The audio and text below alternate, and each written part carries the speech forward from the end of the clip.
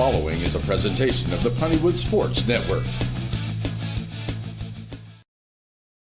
Welcome to the Wright Chrysler Dodge Ram pregame show. Just like the big game, you have to be prepared.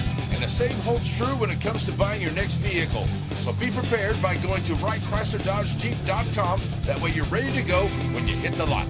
Now it's time for us to get you ready for the big game. The Wright Chrysler Dodge Jeep Ram pregame show starts now.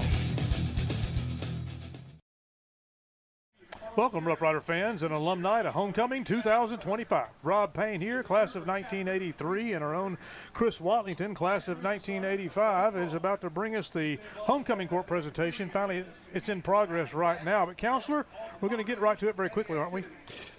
We are, Mr. Payne. Beyond crowning royalty, here's what's on tap for the Wright Chrysler Dodge Jeep pregame show. We'll start with the Homecoming Court and hear the crowning of our new royalty. Then we'll get you ready for the game as we talk about our game with the Daingerfield Tigers, who are here tonight. Sure will. We'll also look around the area at the other district games and some good matchups across the county in the Campbell Portable Buildings area roundup. And, of course, we'll talk with Nick Brown and our JBA Financial Coach Talk. We'll get started here in just a few seconds. It's a Wright Chrysler pregame show beginning with the Homecoming coronation. We'll be right back. Wright Chrysler Dodge Jeep in Center proudly supports all the students and schools of the Piney Woods. Stop by the lot and feel free to check out all the wonderful vehicles we have to offer, no matter what adventure you're planning on taking. We have a wide selection of used vehicles and a service department that can service your vehicle. Get all the info you need about your next vehicle online. That way you're prepared for your car deal when you hit the lot. Wright Chrysler Dodge Jeep in Center.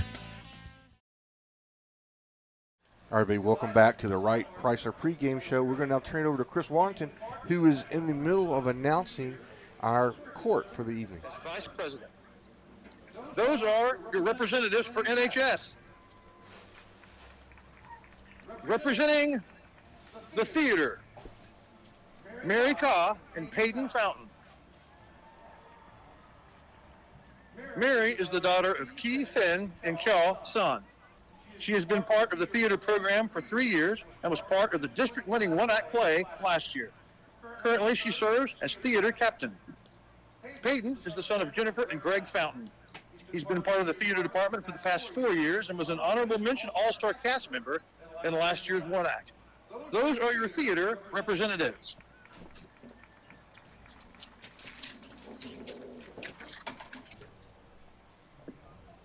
Next, representing Yearbook, Sandra Geronimo and Rain Smith. Sandra is the daughter of Sonia Geronimo and Caio Cruz. She has been part of the Yearbook for 3 years and has been an editor.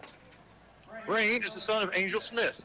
He's been a member of the Yearbook Club for the past 3 years and has been editor-in-chief.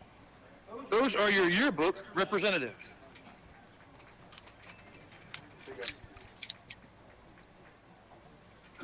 Representing Health Science, Pre-We Say, escorted by Alexis Diaz. Pre-We is the daughter of S.A. and Pretty Cern. She's been part of the Health Science Department for the past 4 years and is working to become a phlebotomy technician. She's escorted tonight by Alexis Diaz.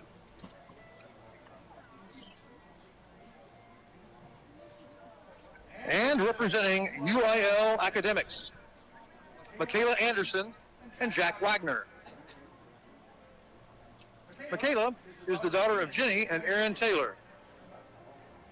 She's been part of the Center UIL team for the past 3 years, competing in speech and debate and writing events. Jack is the son of Kenneth Wagner and Lindsey Johnson. He's been part of UIL for 3 years, competing in physics and other events. There they are now. He was the top scorer on the physics test last year. That, UIL Academics, Michaela Anderson and Jack Wagner.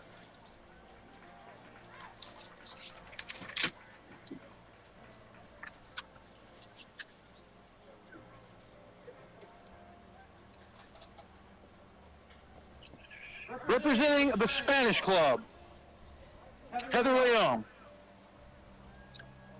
Heather is the daughter of Alfredo and Tereth Leon. She's escorted tonight by her brother, Christopher Leon.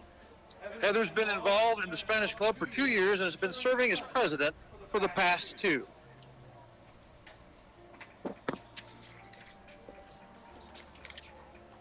There you are, ladies and gentlemen, the representatives of our campus organization. Give them a round of applause.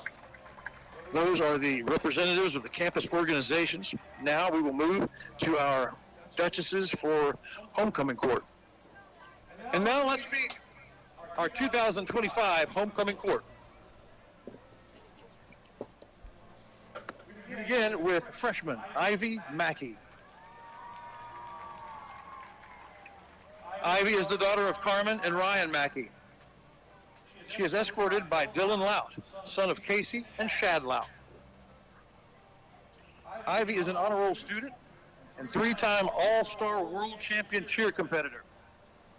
She's received the United Cheer National and Grand Champion Award, as well as the North Texas Gyms United Nationals Champion Award. Currently, she's a JV cheerleader, a member of the JV tennis team, and part of the Center High School Hospitality and Tourism Program.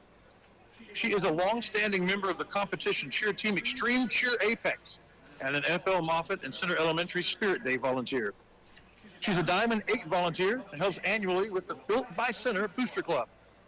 Ivy is a member of the First Baptist Church and Center, and after graduation, she plans to attend Southern Methodist University to major in business, entrepreneurship, and minor in fashion, media, and design. Creativity, uniqueness, business sense will all helpfully put her on her path to launching her own brand one day. Ladies and gentlemen, Ivy Mackey.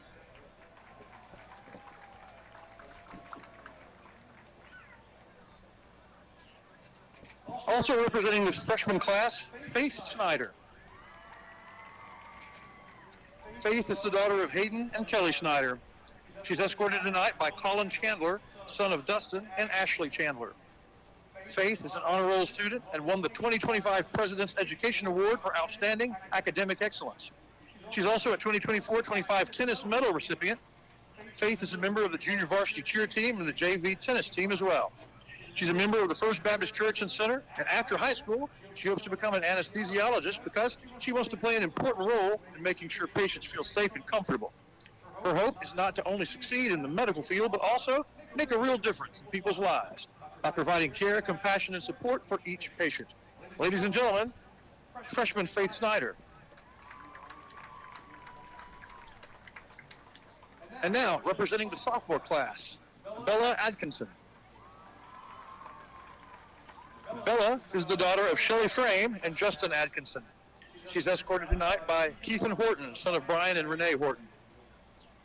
Bella is a member of the Center Athletic Trainer Program and is CPR certified. She was chosen by her class last year to represent them as a freshman Duchess on the 2024 homecoming court. Bella is also a member of the varsity softball team.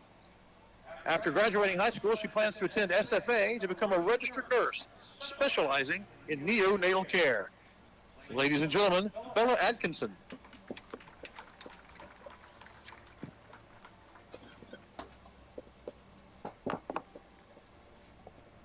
Also representing the sophomore class, Emerson Wolf. Emerson is the daughter of Ben and Ashley Wolf. She is escorted tonight by her brother, Easton. Emerson is an A honor roll student and a varsity volleyball player. She was named Volleyball All-District Honorable Mention and received the Volleyball Be a Blessing Award. She's a member of the varsity track team and was named Miss Dependable. Emerson is also class president, a member of the JCC, a varsity cheerleader, varsity tennis, and a member of the First Baptist Church and Center. Her future plans? Go to college to obtain a degree in business and partner with her dad at Porticool. Ladies and gentlemen, sophomore Emerson Wolf.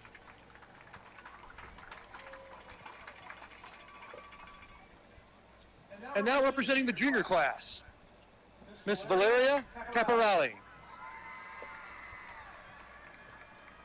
Valeria is the daughter of Raquel Contreras and Jose Luis Caporali. She's escorted tonight by Jonathan Gomez, son of Juliana Valdez and Juan Gomez. Valeria is an honor roll student and a recipient of the Be a Blessing Award in Lady Rider Athletics. She is a 3-year member of the Center Chaparrals and received the Great Teammate Award at camp. She's also a member of the National Honor Society, the JCC, and the Spanish Club. After high school, she plans to attend UT Tyler and become a nurse. Ladies and gentlemen, Valeria Caporelli.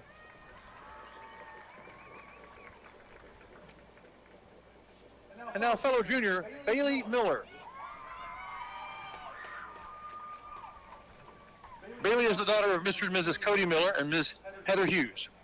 She's escorted tonight by Cody Atkinson, son of Marcus and Megan Atkinson, and Stacy and Crystal Sherrod.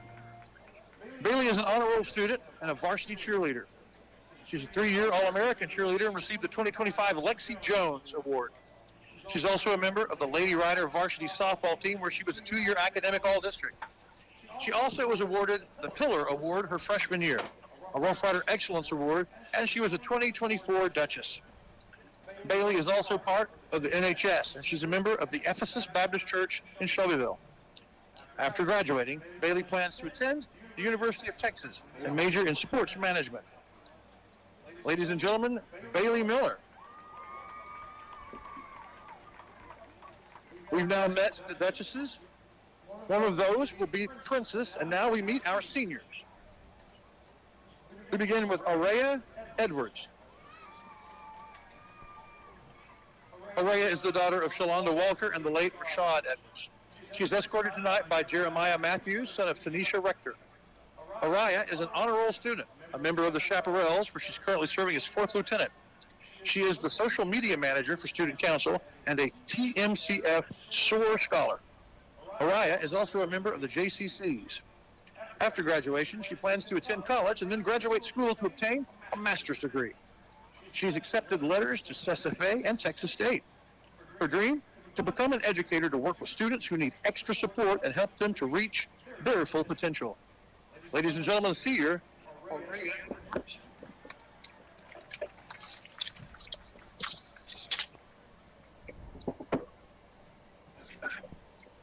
Fellow senior, Abigail Robledo. Abigail is the daughter of Miguel and Nelba Robledo. She's escorted tonight by her father, Miguel. Abigail was the 2024 Homecoming Princess, and she is an AB Honor Roll student. She was also the 2023 Athletic Trainer of the Year, and she received the Teacher Excellence Award for Health Science. She's also a member of Riders for Christ. Abigail is currently taking college classes to become a certified nursing aide with hopes of becoming a pediatric nurse in the future. Senior Abigail Robledo. And completing our Duchesses this evening, senior Jayla Tutt. Jayla is the daughter of Katie Gray. She's escorted tonight by Jeremy Bluford, son of Lisa Duncan. Jayla is a member of the Mount Olive Baptist Church and involved in their youth program. She's been a cheerleader for 6 years and is currently a member of the varsity squad. She's a 4-year All-American cheerleader and a recipient of the Pennant Forward badge with UCA. Jayla is also a 4-year member of the varsity track team and has been a regional and area qualifier. After high school, she plans to attend college with a cheer scholarship and major in elementary education, hoping to become a kindergarten teacher. Ladies and gentlemen, those are your seniors. One of them will be our homecoming queen. And please, at this time, give a round of applause to our entire beautiful homecoming court.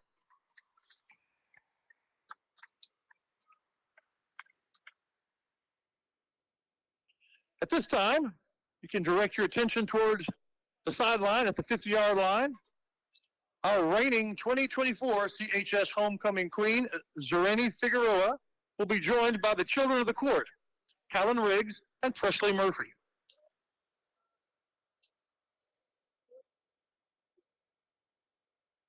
They'll be there soon. Presley is the daughter of Grant and Madison Murphy. Her dad, Grant, is a middle school teacher at CMS and a class of 09 alumnus. Her grandfather, Don, is an alumnus from the class of 69. Her grandmother, Cherry, the class of 74. Presley currently attends pre-K 4 at FL Moffitt. She loves riding her scooter and playing outside. By the way, her grandmother was the homecoming queen that year. Callan is the son of Amanda and Eric Riggs. His mother, Amanda, is a center alumnus from the class of 98. He attends pre-K 4 at the Center Christian Academy. Callan loves to play with his big Bubba and big sissy Dayton and Kennedy and going on many adventures with his little brother, Cover. We'd like to thank our sponsors tonight: the dozen roses for the Queen, Hughes Florist; roses for the Princess, Center Floral; crowns for both Queen and Princess, Hometown Marine; and photo backdrop and decorations, Hughes Florist. Thank you to our sponsors.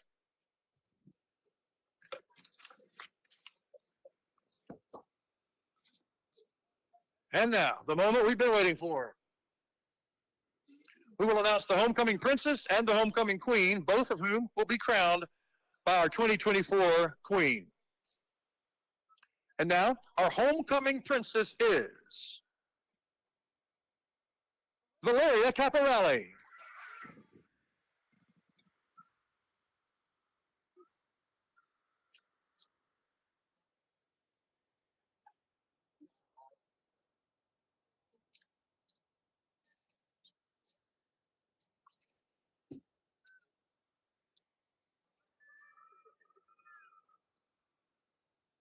Congratulations, Valeria, who accidentally left her escort behind.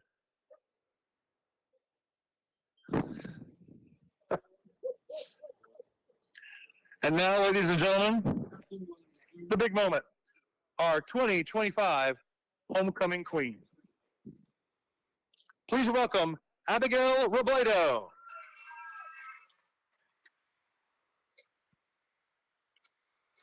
It's a pretty big deal. Abigail was also last year's homecoming princess. That's pretty neat, guys. We will get an interview with both queen and princess at halftime after the chaparrals perform. Congratulations to our homecoming princess, Valeria Caporelli, to our newly crowned homecoming queen, Abigail Robledo. We also say thank you to the chaparrals for being the victory line that our lovely homecoming court walked through. Thank you to all of you on the homecoming court and your parents. Happy homecoming. We'll see you at the game. All right, everybody. That is the Center High School 2025 homecoming coronation with our new princess and queen. We're going to hear from a couple of sponsors. When we come back, it'll be time for the Wright Chrysler pregame show right after this.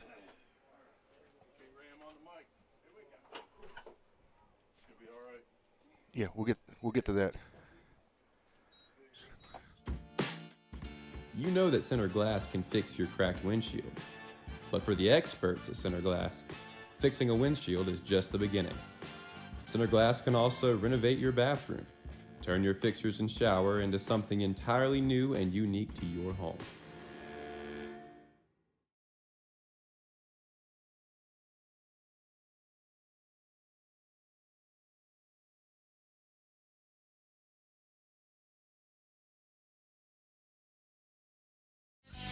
Wright Chrysler Dodge Jeep in Center proudly supports all the students and schools of the Piney Woods. Stop by the lot and feel free to check out all the wonderful vehicles we have to offer, no matter what adventure you're planning on taking. We have a wide selection of used vehicles and a service department that can service your vehicle. Get all the info you need about your next vehicle online. That way you're prepared for your car deal when you hit the lot. Wright Chrysler Dodge Jeep in Center.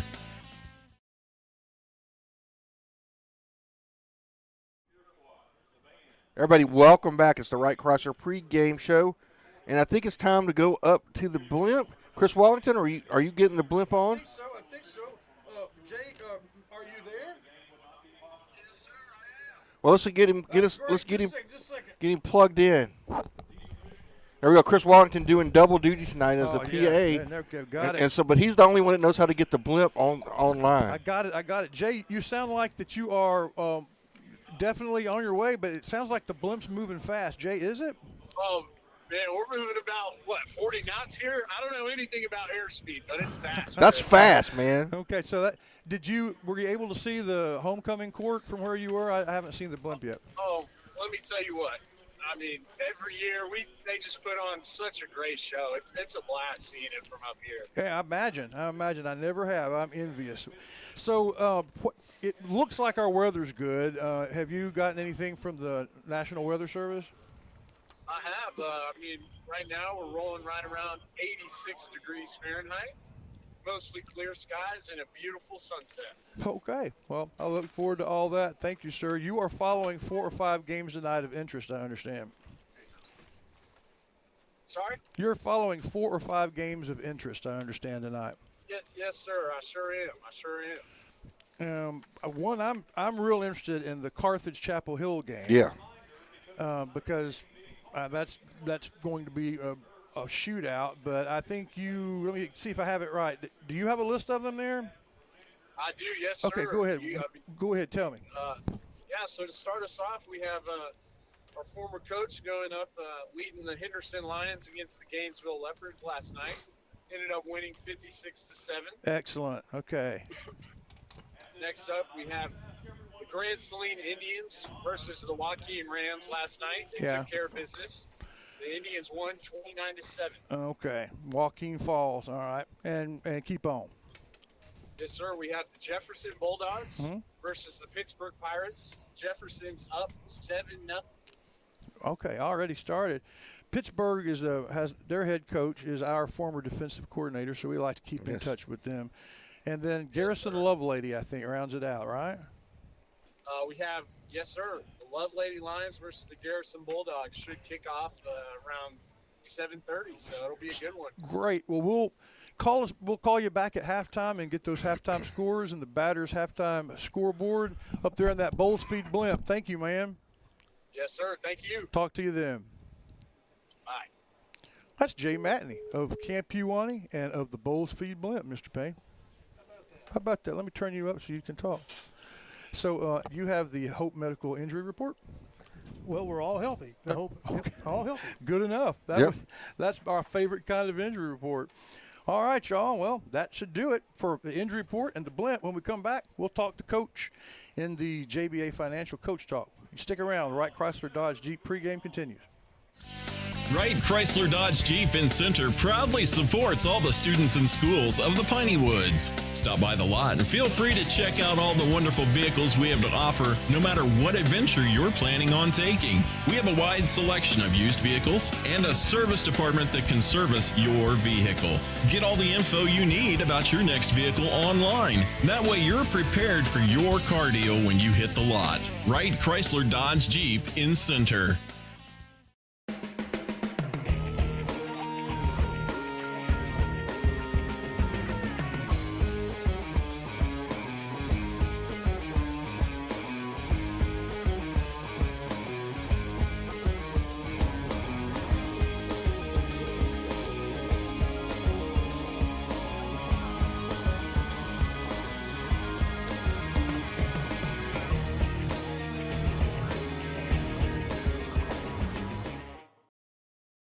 All right, everybody, welcome back. It's the Wright Chrysler pregame show. It's time for our JBA Financial Coach Talk, where Chris Wallington sat down and visited with Coach Nick Brown last Tuesday at the pizzeria.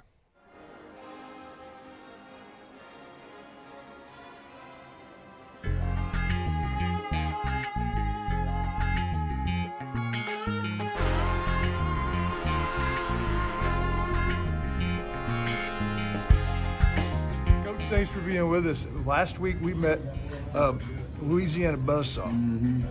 Tell us about what they presented. Did anything surprise you? So we knew they were a good football team, and we knew that going in. And I think though there was no way to prepare for just how fast they played on offense at tempo, how fast they could run a play, get to the line, run another play. And you can tell that that's something they work, and that's something that's a big part of their system. And so it's hard to prepare for that in practice. And it's something we worked last week. We even had 2 huddles running at our defense, back to back to back to back. But, right. There's no way to simulate that. I would say that was the only thing that was surprising. But the fact that they're a really good football team, that was not surprising. Okay. But distraction number 1, you're coming off your first loss. Distraction number 2, it's homecoming. And distraction numbers 3, 4, and 5, I wouldn't even guess. How has practice been? I'll tell you what, these past 2 days have probably been the best 2 days of practice and preparation. Our guys really responded very well to last Friday. Okay. And so there's 2 ways you can go when you lose. You don't want to get beat by the same team twice, and that was kind of our message on Monday. Was that coming into this week, our whole focus is on Daingerfield, and so you want to make sure that you're not still letting some of that hangover, from North DeSoto linger into practice this week. And so I think that was something that the kids have really responded well to these past 2 days, and we've had a really good 2 days of practice. Daingerfield is a program that has been good my whole life. What sort of team are you looking at across the ball? Well, obviously they're it's still Daingerfield. Still very good athletes. They're still a very good football team. They're very well coached. The coach has been there over 6 years. He's done a lot of good things there. And I mean, it's hard to compare a program that's been that good that long. I remember growing up hearing about the early 80s and 90s Daingerfield teams, and I remember watching them, dominate the playoffs and state championship games when I was in high school and when I was a kid. But they still have athletes. They still got a couple of guys that can go defensively. They're very fast, very aggressive. They get to the ball well, and they're very sound. So they create some obstacles for us in what we're trying to do. Thank you, Coach. Yep.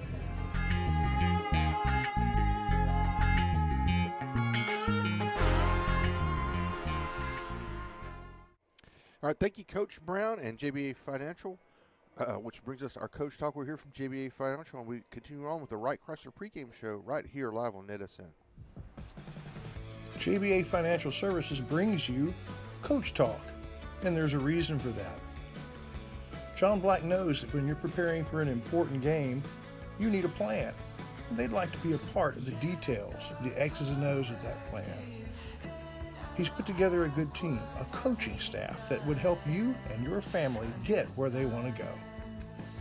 At JBA Financial Services, they're working to secure your family's future. Go. Welcome back to the Stadium Pregame Show, live on homecoming night in Rough Rider Stadium. You're welcome to the ranch, September 19th, and we're glad you're here. It is homecoming. Stephen Shires, counselor, what year did you graduate? 89. 89, class 89. Wallington? I was 85 tonight. Wait a minute. Yeah. What? 85? Yeah. That ends in a 5. This year ends in a 5. It does. This is a... we've been out now over 20 years 10, officially. 15, 20, 30, 40th. 40? Yeah. 40 years? And we set aside some seating over there, but we may have put it too far up. I'm not sure if any of my folks are going to actually go all the way up there. We hope so. Well, we welcome everyone to town on homecoming, and if you're not able to be at the stadium, thank you for tuning in to the game tonight. Looking forward to playing the Daingerfield Tigers here in just a few minutes. The referees have taken the field, so things get kicked off here in just a minute. But, Campbell Portable Buildings, this time of year, you want to think about hunting camps. Check with the folks at Campbell Portable Buildings about a cabin. Ooh, they've got 1-bedroom and 2-bedroom cabins. You can do a lot with one of these cabins. Be perfect for your hunting camp. Ready to get your hunting camp going? Make it a cabin from Campbell Portable Buildings here in Center. Dang, he can do that good. Yes, he can. It's time for Campbell Portable Buildings to bring us our area roundup. Here's what's going on in Center's district. Bullard, ranked 77th, is playing Texarkana Liberty ILO. Liberty ILO got destroyed by Carthage last week, but they're picked to beat Bullard by 9. Center tonight, we are 28-point favorites over Daingerfield. We're number 18 in the state. Rusk struggling this year against Troop. Troop is a smaller school, but they're picked to win by 40. Athens, number 23 in the state, has Jacksonville, who we took in week 1. They're picked by 43. And Brownsboro at Caddo Mills. Caddo Mills picked to win by 10. But the big game, Carthage, the number 2 team. They moved down 1 because a team in West Texas has played 4 games. They played last night. Carthage has only won 2. So they're number 2 for a couple of days. They are playing Tyler Chapel Hill, and oh my goodness, that's going to be a big one. Tyler Chapel Hill is a top 15 team in bigger 4A. Carthage, though, still picked by 9. In county games, Garrison, Lovelady, you heard Jay talk about that. St. Augustine and Pineland West Sabine. St. Augustine picked by 8 on that. Shelbyville homecoming against Mount Enterprise. Joaquin lost last night, even though, Grand Saline was picked, but it was a pretty big beating, and Joaquin suffered, moved down in the polls. Timpson's off tonight, and that is your area roundup. All right. Very good. We're here from Campbell Portable Bills, and we come back. It'll be ready to close out the Wright Chrysler pregame show here on NETSN.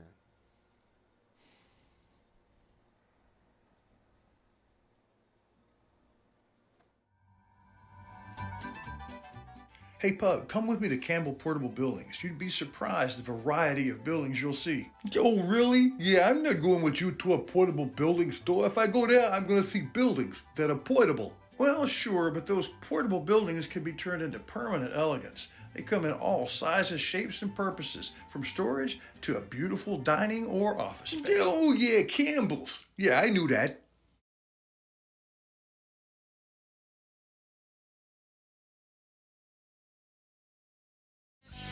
Wright Chrysler Dodge Jeep in Center proudly supports all the students and schools of the Piney Woods. Stop by the lot and feel free to check out all the wonderful vehicles we have to offer, no matter what adventure you're planning on taking. We have a wide selection of used vehicles and a service department that can service your vehicle. Get all the info you need about your next vehicle online. That way you're prepared for your car deal when you hit the lot. Wright Chrysler Dodge Jeep in Center. Welcome back, ladies and gentlemen. Let's wrap up the stadium pregame show for the evening. Thanks to Wright Chrysler Dodge Jeep for bringing us the pregame show, whether it's a luxury vehicle Chrysler, a Dodge truck, or heck, one of those stylish Jeeps. Yep. Check out Wright Chrysler Dodge Jeep here in Center. Everybody, our pregame sponsors include Wright, Hope Medical, Center Glass, Gaddy's Medical, JBA Financial, Campbell Portable Buildings, and Ray Jones Chevrolet, Now Mr. it's Payne. time for the Ray Jones keys to the game.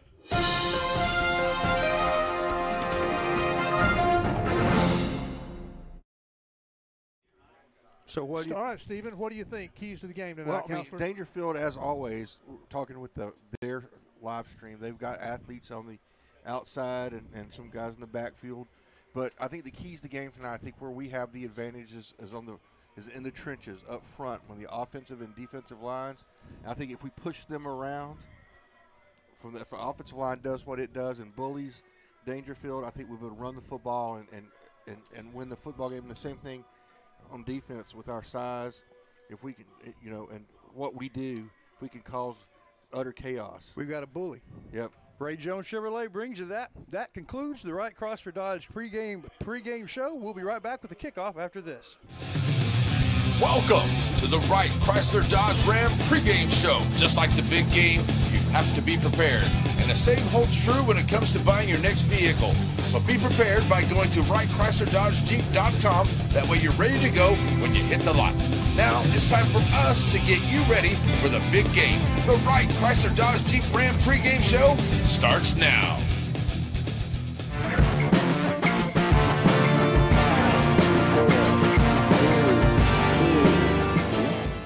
Hello, Rough Rider fans. Welcome. It's week 4 this Friday night, which means it's the homecoming game.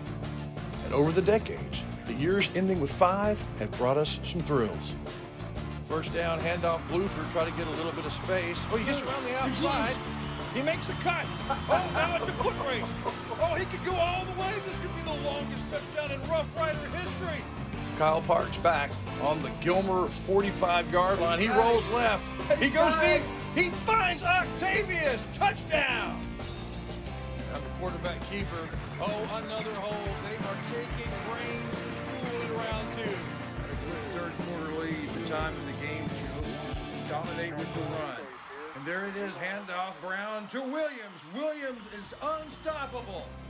Those great memories of yesterday bring us to today as Daingerfield comes in for the homecoming game. The Rough Riders come in tonight at 2-1.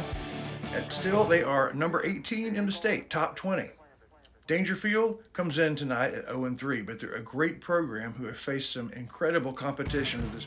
All right, we'll cut you short, Wallington, but we have the kickoff. Almost made it. Shelby Savings Bank kickoff. Goes to Villegas at the 8-yard line, and he's all the way up to the 40 with a huge return. Number 22, Villegas, for the Center Rough Riders, come all the way back to the 44-yard line. The Daingerfield Tigers kicking off to the Riders, and a tremendous return by Villegas. I feel like if we'd popped the pepper, he might have gone all the way. Let's pop it right now. A homecoming pepper. Mm-hmm. Oh, yeah. That's the first one I've had since the last time I was here. Me too. All right. Ball spotted on the 43-yard line for the Riders as they'll come to the line of scrimmage. Presenting the captains for the Rough Riders tonight. Number 1, Jeremy Bluford. Number 28, Decaden Cooks. Number 11, Easton Wolf. And number 21, Cody Atkinson. Captains for your team tonight. Wolf in the backfield in the shotgun. Here we go. Football tonight, folks. Back to pass on the right off the bat. A nice post pattern. Goodness. To Cooks. And it is a touchdown for the Riders for the first play from scrimmage. Oh, it's like if you were playing in the backyard. On the first play, you say, go deep. Let's see what happens. 57-yard touchdown reception. and about a 43-yard return. So 2 big plays, one special teams, one on the arm of our quarterback and the legs of Cooks. Boy, those two have been big, Mr. Shire, so far. Yes, they have. 2 of our biggest players come up big at homecoming. Huichapa to try the extra point. Here's the snap and the kick. Up and good. It adds 1 with 11:44. Just 16 seconds off the clock here in the first quarter. Riders lead 7-0. Homecoming here in the Ranch. Touchdown, Rough Riders! Part of Watson & Sons Funeral Home is Oak Lawn Memorial Park Perpetual Care Cemetery. A beautifully cared for facility, far enough away from town to feel private, but not too far away. Watson & Sons, their family taking care of yours. All right, folks, it's time for our Shelby Savings Bank kickoff here. Pablo Huichapa teeing the ball up at the 40-yard line. 2 men deep for the Daingerfield Tigers, and the ball is deep and it bounces into the end zone for a touchback for the Tigers. So that's where they'll start their first series. But go back to the Riders, an opening kickoff. You know, that shows how important special teams are, because field placement, a huge kickoff return by the Riders, and then one pass, 57-yard touchdown reception. Riders up 7-0. And it's just a roll call of the big play artist so far for the Rough Riders. The only one we haven't heard from, Bluford. I'm sure we'll be calling his name soon. All right. First down for the Tigers from their own 25-yard line. Tigers open in the shotgun as well. One back. Receiver to the left. Here's a snap handoff. Coming right. Looking for some room. Hitting in the backfield. Yeah. And Cody Atkinson, how about that? Who is part of our homecoming court tonight, makes a stop in the backfield and a loss of a couple. Shires, he just smells runners. Yes, he does. He's got such awareness of where the play is going to go. And that's sometimes he's keying on a runner, but a lot of times he's keying on blocks, how the blocking's moving. He knows where the play's going. That time, perfect. Second down and 12. Out of the shotgun again. Here's the cadence. Pitch out, going left, and hit once again in the backfield. And once again, it's Cody Atkinson on the other side of the field. And perhaps a gain of 1. We'll see if they even got yardage on that. Talk to Coach about his defensive goals. I think defensive goals, obviously, very similar. I think we didn't show our best effort last week. We didn't execute very well. And so this week, that was the big stress, was executing, running what's called, not trying to go and freelance and do your own thing, because when you do your own thing, it throws off the other 10 guys. So far, so good on that front. 3rd and 12 for the Tigers. And back to pass. Quarterback scrambling left now under some pressure, and he scrambles out of bounds close to the down marker. And so it's 4th down for the Tigers, who their offense was completely under pressure by the defense, which is what you just heard. Yeah, never caught a break. That, by the way, Grant Gregory, the lieutenant on that tackle. Is he lieutenant? Are we demoting him down? Oh, where did he go? He was captain. Captain, shoot. Yeah, he was never a lieutenant. That's what made him special. He skipped lieutenant. Yeah. The captain. Grant Gregory. My fault. Tigers forced to punt now. Low snap, but the punter picks it up. The ball's going to bounce, or actually be received by the Riders. They caught at the 46-yard line. And already going to start in Tiger territory with Cooks. Comes around out of bounds around the 40. My goodness gracious. 36. That is. Ball at the 36-yard line. It's 37. Yeah, 37. Yep. So the Riders will start at the Tigers' 37-yard line. They're playing the tribute to the class of 1985 over the loudspeaker. Purple Rain, which has kind of become our theme song, came out our senior year. So there you go. Robinson split out wide on the right side. Wolf in the shotgun snap. Give to Bluford. Bluford is right straight ahead on, lowers his head and gets to the 35-yard line. Gains about 2 yards, maybe 3. Devin Golston is the guy that made the stop, but that was a group stop. They just didn't really open that initial hole. And really, I guess that would be the first really positive play for Daingerfield so far. They won on that one, 2nd and 8. On 2nd and 8, Bluford gets the call again. It's a fake, and Easton Wolf is going to keep it. Headed to the left side and had plenty of room, but ankle tackle, they dove and tackled him inside the 35-yard line, got about 3 yards. Easton called, but he hung up on him and decided he would just text it himself. I thought that was going to be good for a first down, Rob, but I did too. The defense caught on. 3rd down and 5. Wolf and Bluford in the backfield. There's a snap. Easton looking left, throwing left. Got him again. And just went slightly a out of little reach. bit. Barnes, intended receiver, down around the pylon, but it's incomplete. And bring up 4th down for the Riders. But this deep, they'll probably keep the offense on the field. When you run that play on 3rd, you're probably going to go for it on 4th. Almost certainly. I mean, what would you do? It would be a 50-yard field goal, but you don't punt when you're when you're on your 32. So I don't think you really have a choice but to go for it. Right. 4th down and 5 for the Riders. They've got the ball at the Tigers' 32-yard line. And looks like they're going to talk about it on one side of the ball or the other. I'm guessing this will be a Rough Rider timeout. We'll take one as well. You're tuned to Rider Football here on NETSN.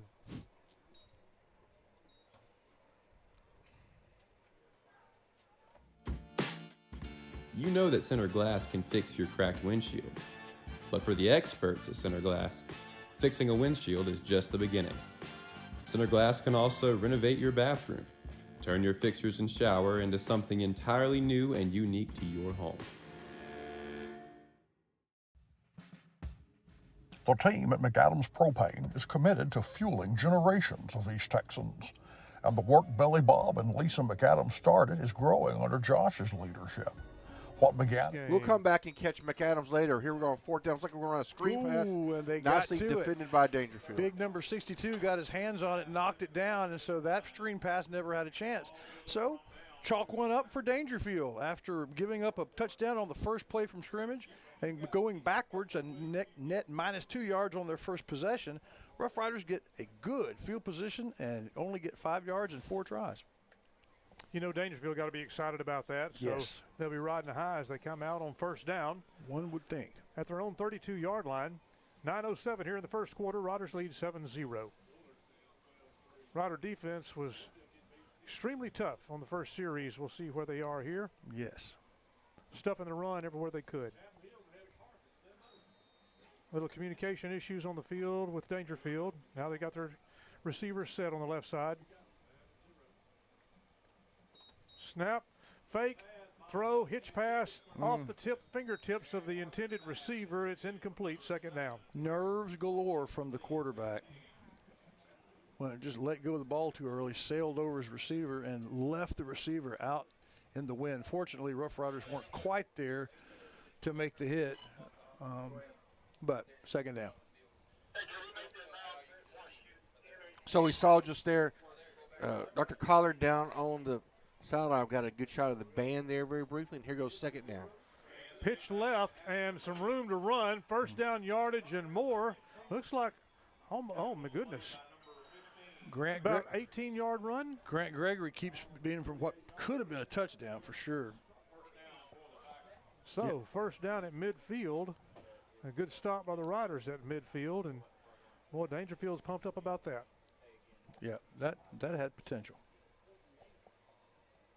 Ball spotted at the Tigers' 48-yard line, 1st down.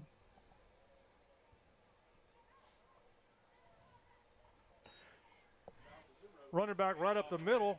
Initially had some room, and then Cody Atkinson comes in. Caught his legs. Along with number 5, Olivas, for the Riders to shut that down with the ball on the Riders' 49-yard line, so a 3-yard pickup. The Tigers picked it up, haven't they? A defensive stand, a 1st down. They crossed the 50-yard line, getting a little momentum. 2nd and 7 for the Tigers. Little movement on the defense. Snap, give. Nothing in the middle, turns left and has some room to go, and 1st down. Yeah, that was at the flag. Flag comes in, fellas. First time First flag of the night. Looks like we had him stopped for an absolute loss. Yeah. And he slips through, and then we have a chance to tackle him after about 6 yards down the field. He gets away from that one, too. I think that he made that run. I mean, he just made that play. But holding on the Tigers are going to bring it back. So a good piece of individual effort there. Yeah. Let's see if it's going to be from the spot of the foul, so it's not going to be a full. So we're going to set up. Should still be first down, right? Should be first and about 8. No, spot of the foul, yeah. So a weird second down and 8.5, 9. Since we're from center, we'll call it 9. It should be first down, though, shouldn't it? Wasn't that a first down play? Well, no, second down. They were across the midfield. Yeah. So it's back to the line of scrimmage. It should be first down.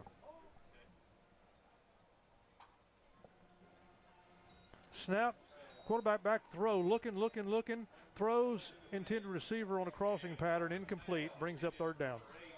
And he had it. I mean, if he'd gotten that ball to him, I don't think it would have been a first down, but it would have been third down and maybe 3 from the 45 instead of third down and 8 from the 50. All right, third down for the Tigers from midfield. Third and about 8.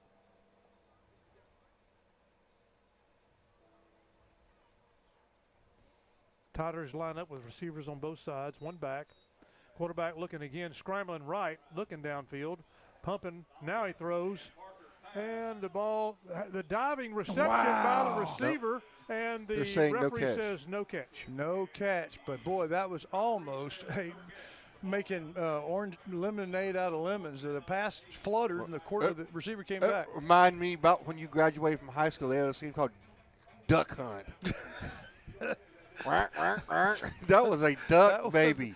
And the receiver made a good play to come back and try to get it. Came back to it and dove. The ball hit the ground between his arms. No catch.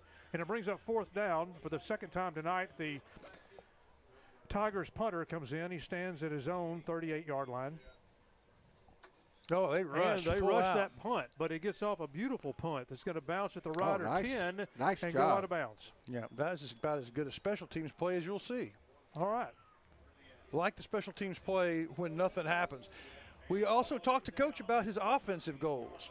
I think offensive goals for tonight is just, again, I know I say it every week, but like last week we were very inconsistent. We would move the ball, and then sputter out. So I think today is just do what we do, stay focused on executing our game plan, instead of taking a approach of us versus them. It's been all week us versus us. Let's get better than we were last week. Good goal. And boy, after the first 3 plays of the game, or I guess 5 plays of the game, certainly. But then that consistency he was talking about reared its head on the second possession. So the ball was out of bounds around the 13-yard line. They're discussing a flag that we must have missed while we were listening to the goals. They're going to punt the ball again. Okay. Well, obviously that is – must be a hold. Yeah. Oh, my, or a personal foul. 15 yards. Some kind of 15-yard penalty. Before the kick, right? And that would have had to have been at the line of scrimmage or something. I mean, a clip? That's unusual. Usually any fouls would be on, well, there was no return, so I guess it would have to be. So what a beautiful kick. Now they've backed it up 15 yards, Rob. Low snap again, but the punter gets off another terrific punt. It's going to bounce at the. It's going to be better inside the 30, and they're going to try to down it. And I believe they downed it touched it around the 3-yard line. How about that for a penalty that backfires? So the Riders will start right at their own 3-yard line. Yeah, if I'm the Tigers, and I'm not. If I'm broadcasting for them, that would be my play of the half. Yeah, at least for now. Both kicks, part A and B. A nice punt both times, but it really worked in the Tigers' favor the second time. 7.5 minutes to go here in the first quarter. Riders lead 7-0. Riders come in for their third possession now.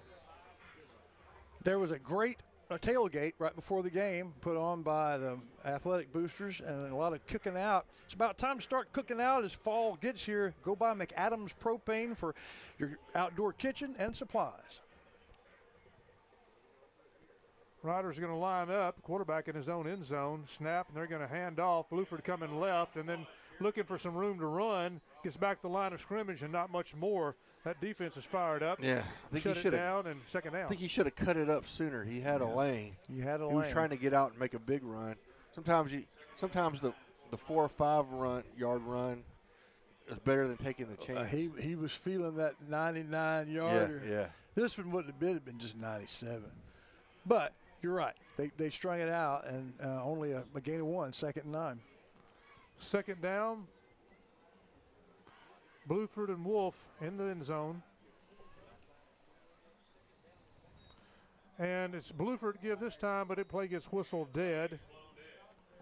So we'll check the flag. The good news, that one won't cost us much. That's right. That one, I guess it'll push them back a little past the original line of scrimmage, so it'll be 2nd down and 11. We would say it's pushed back just a tad. Shires, we had all sorts of false start problems. Yes. But now then, there was a reason for that. And after this play, I'd like you to elaborate on that. We learned about that Tuesday night with Coach Brown. After the false start penalty, Riders give to Bluford again. This time he's looking to come up the middle, and he is stuffed and pushed back. How many Tigers on that pile? 1, 2, 3, 4, 5 on the pile, and another one standing over it. That's more than half the team. They were ready for that. Yeah, that was a whole. What's a group of tigers? Susan Pinnock, if you're listening, what's a group of tigers? I mean, Lions, it's a pride. Pride I of know Lions, that. and Tigers would not do the same thing as Lions, just out of principle. Yeah. Probably not a flock. Maybe a shame. I don't know. A bunch of them. A bunch. A group. Yeah. A squad. All right. On 3rd down, Wolf back to pass, scrambling now, throwing. Across looking, his body, dangerous. And, is the ball taken away? Intercepted. And it is intercepted. The Riders, Wolf throws to the center of the field, and it is intercepted at the 20-yard line. It'll be play. Tigers' ball. He saw the play. He saw the receiver. He needed the receiver for the 1st down. He made the throw. But it was against his momentum going right. Throwing left across his body just didn't work out for him. Threw into coverage, not quite enough on it, and a big break for the Tigers. Tigers 1st and 10 from the Rider 20-yard line. 6:03 here in the 1st quarter. Homecoming in the Ranch tonight. Plenty of alumni here tonight representing different classes with reunions this year, including our own Chris Watlington. Yep. 40th year reunion this year. 1st and 10 for the Tigers. Little motion in the backfield. Snap, handoff, coming up the middle, hit at the 20-yard line. Got a little bit past it, not much. About a yard, 2nd down. 2nd down for the Tigers, running right up the middle. Right. This is their opportunity. Oh, yeah, it is. 7-0 Riders, but the Tigers intercept at the 20-yard line on the Riders' 3rd down play.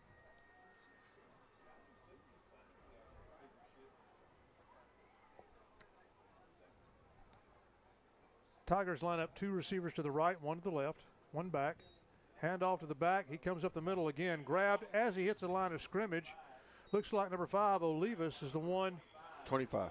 25. Lout, who makes the grab and stop right in the middle. 3rd down for the Tigers. Looks like 3rd down and 7, Stephen. That's right. Lout has played really well this year. Number 25, Lout with the stop.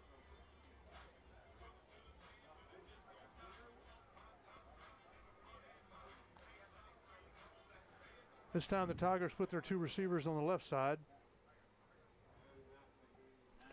Move their back to the right.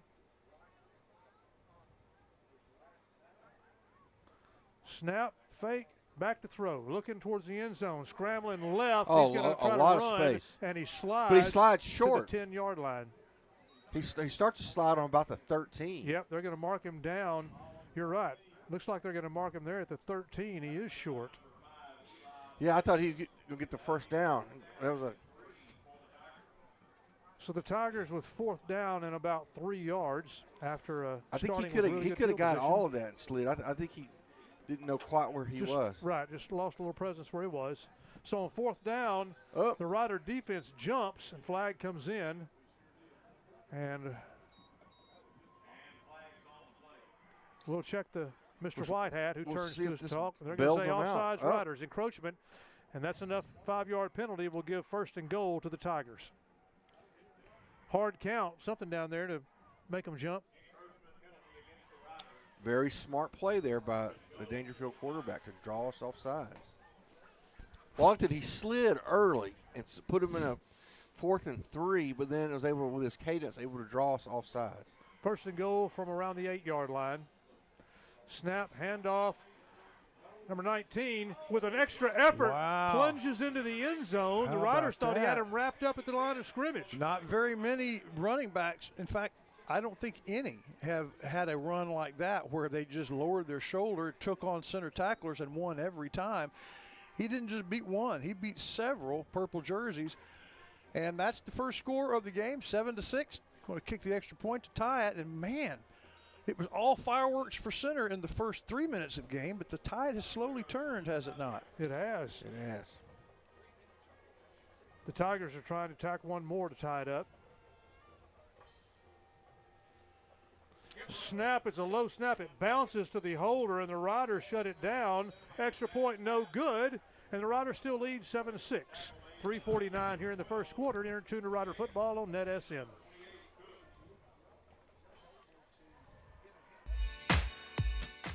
People come to Covington Lumber Building and Supply because they have home construction projects, and one of those, plumbing projects. Covington's got you covered.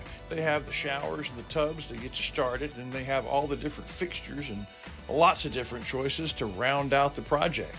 Then they have the tools that you need to make the things happen. It's all yours at Covington Lumber.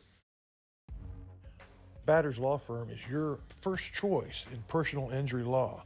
Jeff Batters and his staff lead the way in the area with best of Nacogdoches and best of Lufkin votes over the last several years.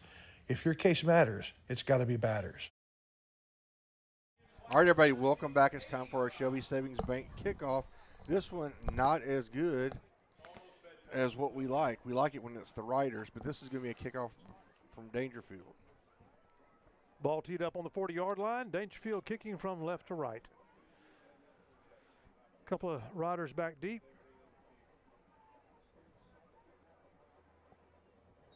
It's a low line drive kick, bounces right to the 20-yard line, and a nice return again. We're still going. Vegas is still Villegas going. To the 50, to the 45. Oh, he's going to blow through the hole. He's going to go the distance. Through, and he may go.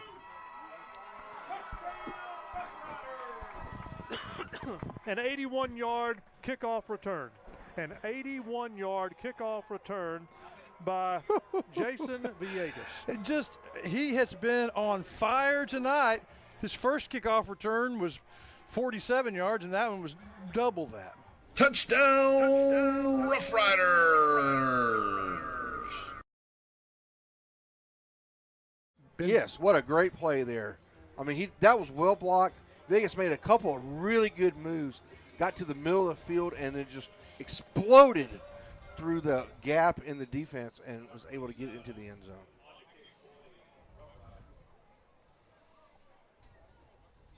Choppa comes in and puts one more on it.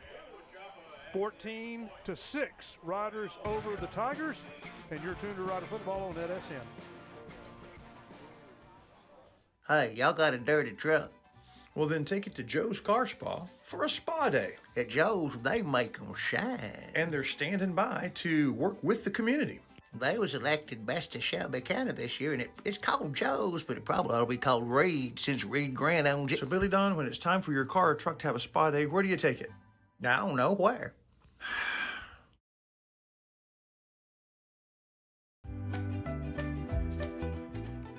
You know that Ace Hardware of East Texas is all the hardware you need, but there's a lot of other things they have too. Fun things for your camping trips. Fun things to wear when you go outside. For the 4th of July barbecue, to the house warming in the fall, to your Christmas shopping and clothes for all year long, it's Ace Hardware, the helpful place of East Texas. All right, so now this is the Shelby Savings Bank kickoff that we like, Mr. Payne. That's Yes, when we do that. sir. We're doing the kickoff. Exactly. Pablo Huichapa teeing it up on the 40-yard line from your right to left on your screens and your radios, iPads, whatever you have there. Huichapa lined up, a couple of guys deep at the 10-yard line. Last time it bounced over their heads, Stephen. Let's see what happens here. A great booming kickoff that's going to bounce into the end zone and out the back of the end zone, Counselor. So it'll be a touchback for the Tigers once again. 3:31 here in the first quarter. Riders lead 14-6. The 6 points for the Tigers comes from a touchdown, but a bad snap on their extra point caused them to miss that. Riders scored on their first series and just had a huge 81-yard kickoff return. Let's see our quarter break with the blimp. Right now, we just heard Carthage is down 21-7 to Chapel Hill. All right, the Tigers take the field now. Offense was talking about it in a big huddle on the side of the field with the coaches. The Daingerfield able to take advantage of the turnover in the short field in the red zone. See if they can move the ball down the field here now. Empty backfield for the Tigers. They load up the left side with 4 receivers. They throw a hitch pass, caught, have some blocking, and looking for somewhere for their athlete to go. He makes a couple of moves and is up to the 30-yard line. Riders are going to shut him down before he gets to the 35. They'll call him down at the 33. Initially, Counselor, it looked like the Rider defense was going to have him, but I think that was a well-called, well-designed play because it was a hitch pass with plenty of blocking. They had some blocking out there. Looked like we might shoestring tackle him there for no gain, but then he gets away and he gets in the middle of the field, makes a couple Riders misses, and has a nice gain here on 8 yards. First down. Empty backfield again. Nope, there's a one. They've got it back in the backfield. Riders up 14-6. 2 big plays from the Riders. 2nd and 2, and they hand off. As they cross the 35, close to the 36-yard line, and it's going to be enough for the first down. Slow but sure. And this is a no-huddle, quick-hit offense, but they've played like a running team. 2 receivers left, 1 to the right.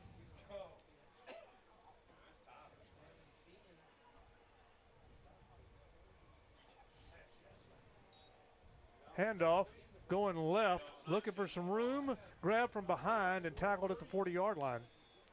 I wonder what the defensive coaches were saying when they ran off the field before the kickoff returns.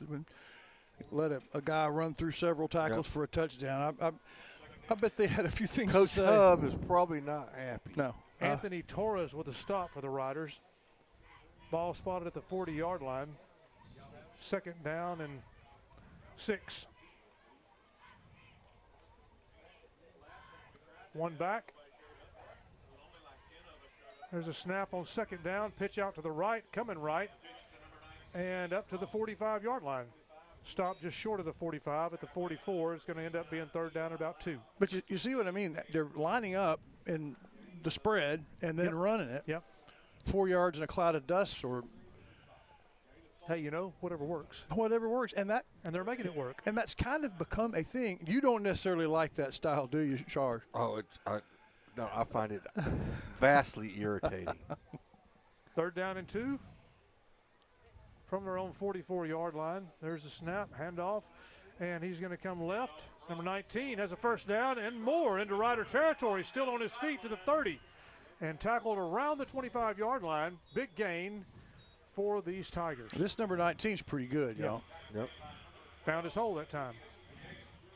Gets down to the Chris Mayfield red zone. We usually don't, almost to the red zone, 5 yards shy of it. We usually don't say that if it's the other team, but they've done well. First down from the 25. Short run, big run. Short run, big one.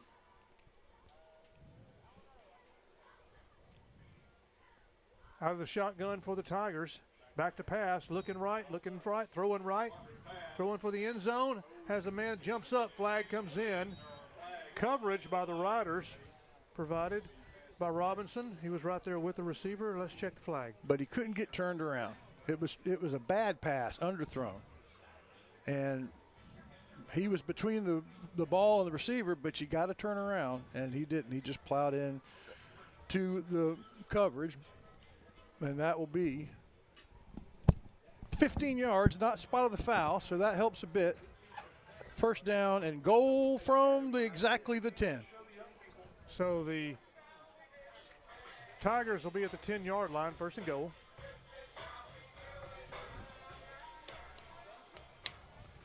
Tigers in familiar territory. They were down here the last series when they scored. First and goal, handoff, coming right up the middle, lowered his head. Last time he waltzed in. This time the Riders shut him down before he got there. Inside the 5-yard line, second down and goal. Yeah, man, they've put together some back-to-back drives here. I thought he got a little further than the 3. They knocked him down, landed at the 3, spotted at the 3. Big moment for the Rough Rider defense. They shut him down in 3 with negative yards on the first drive, but damn it, it's been good since. Second down, second and goal from the 3. All right. Handoff, coming right, turn it upfield and run in. Followed his Touchdown blocker. Tigers Man, for the second time tonight. What a great job following the block. What a great job following the block. Yep, that was well done, well executed by both back and line. And we'll see if they're going to try to even the game, going for 2, or they're just going to stay, hopefully within 1 and take care of the 2 a little bit later. Looks like they're lining up to go for 1. Looks like the quarter ran out. Yeah, and they'll go ahead and kick it, and then we'll go to the quarter break. Right. Last time they had a bad snap. And we got a flag. And there is no blimp report for the first quarter when this happens, Mr. Charles. We can just go straight to break. They got to back them up a little bit. False start against the kicking team. So the Tigers back up. Now let's try this extra point again.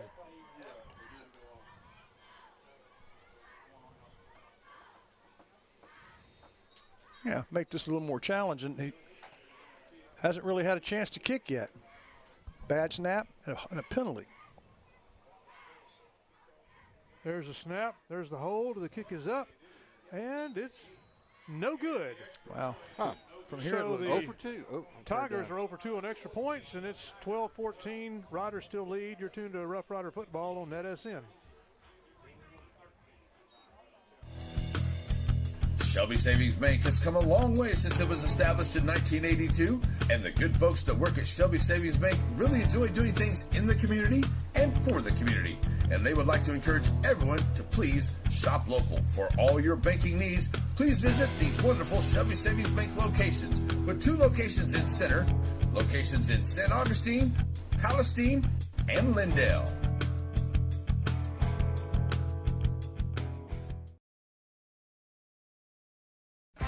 What's that old State Farm slogan, like a good neighbor, State Farm is there?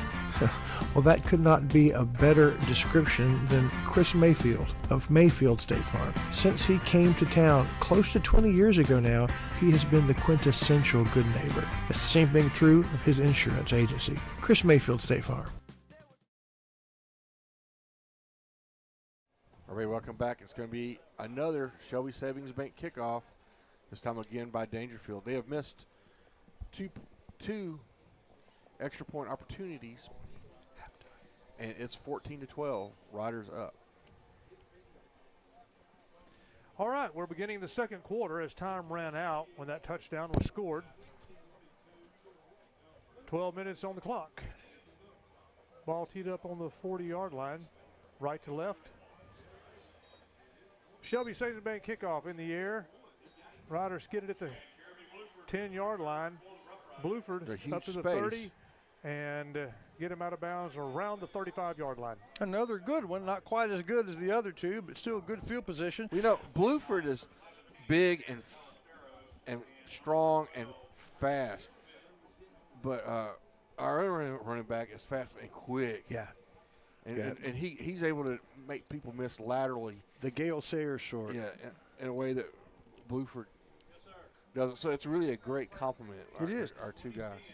Bluford, a little more like Emmett Smith, just kind of a very fast, very strong. All right, ball spotted at the 38-yard line, 1st and 10 for the Riders. Wolf and Bluford in the backfield. Well, snap and run. Villegas. Well, that's Villegas, not Bluford. Yeah, Villegas that time got his own. Villegas got his own. He was his own tackler because he was making one of those moves you were talking about. It didn't work out for him. Fell down after a yard. Look at the difference in size between those linemen on the right and Villegas. That's impressive. It's easy to get lost in those big trees when you're that scat back. Second down, no gain. Wolf back to pass. Under a little pressure, throws, and the ball bounces to feed the receiver, and so incomplete for the Riders. Third down. Boy, not going well. This isn't exactly what I was expecting, Mr. Shars. Me neither, because I thought we would be able to run the ball very effectively. We have not been so far. Riders come with the trips right. 3 receivers to the right. Villegas in the backfield. Wolf looking right, throwing, and incomplete off the hands of the receiver. If it had been completed, I think we might have lost a yard or two. And he was throwing into crowded coverage. And I was worried that it might be intercepted, or it might be intercepted off the clunk off the player. So lucky it wasn't. Just well coached, well prepared. A lot of white jerseys were right where the play was designed to go. Well done. All right, on fourth down, the Riders fake a punt and throw it right down the sidelines, and Vidrine catches the ball, and first down for the Riders. Very good. The good news is that was perfectly timed, perfectly called, perfectly executed. How about that for Gage the Dream? Short snap to the quarterback, who happens to be there every time. I mean, there's nothing weird about that. Well done. The bad news is, favored by 4 touchdowns, the Rough Riders have made big plays 3 times on special teams, 1 for a score, 1 to extend for a Ray Jones first down. I'll bet you're having to kind of resort to special teams and trickery. Would much rather just run over them. Yeah, and I would hopefully that we would save that one for later. We got a timeout on the field. Timeout Riders. Second timeout by the Riders, isn't it? Yeah, timeout Riders. All right, we'll be right back.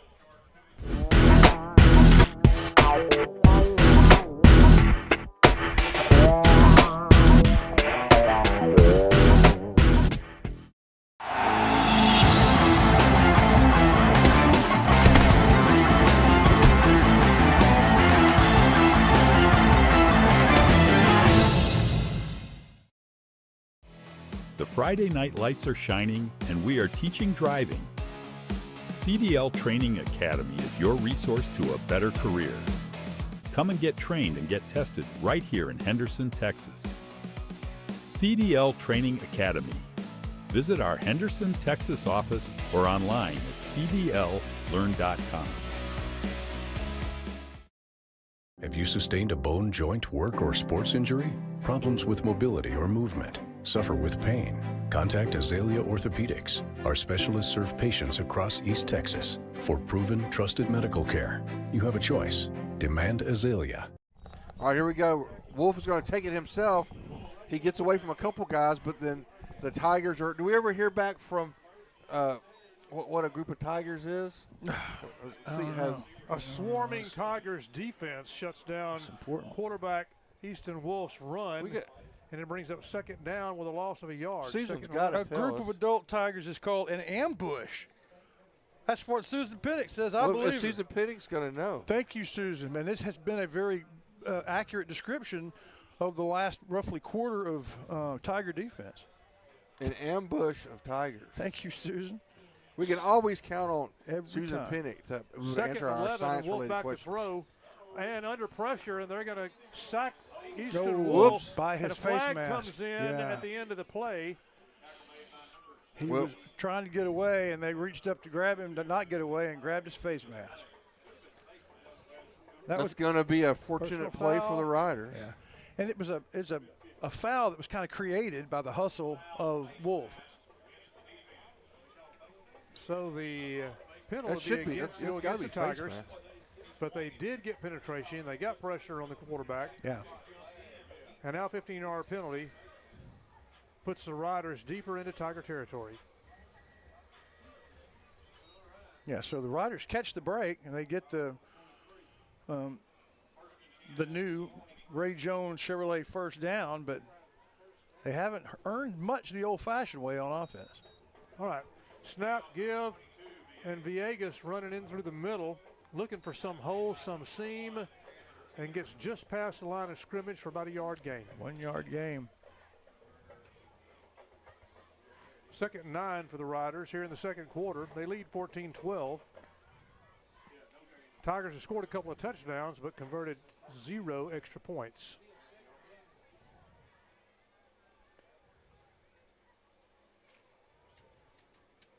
We're calling it 2nd and 9, but it's 2nd and 9 and 3/4. Yeah. Riders slow to get set up. Finally, they're set now. Wolf back to throw to the left side in the end zone and over the head of the receiver. Wow. Flags come in, so there was something very obvious to the referees in the end zone.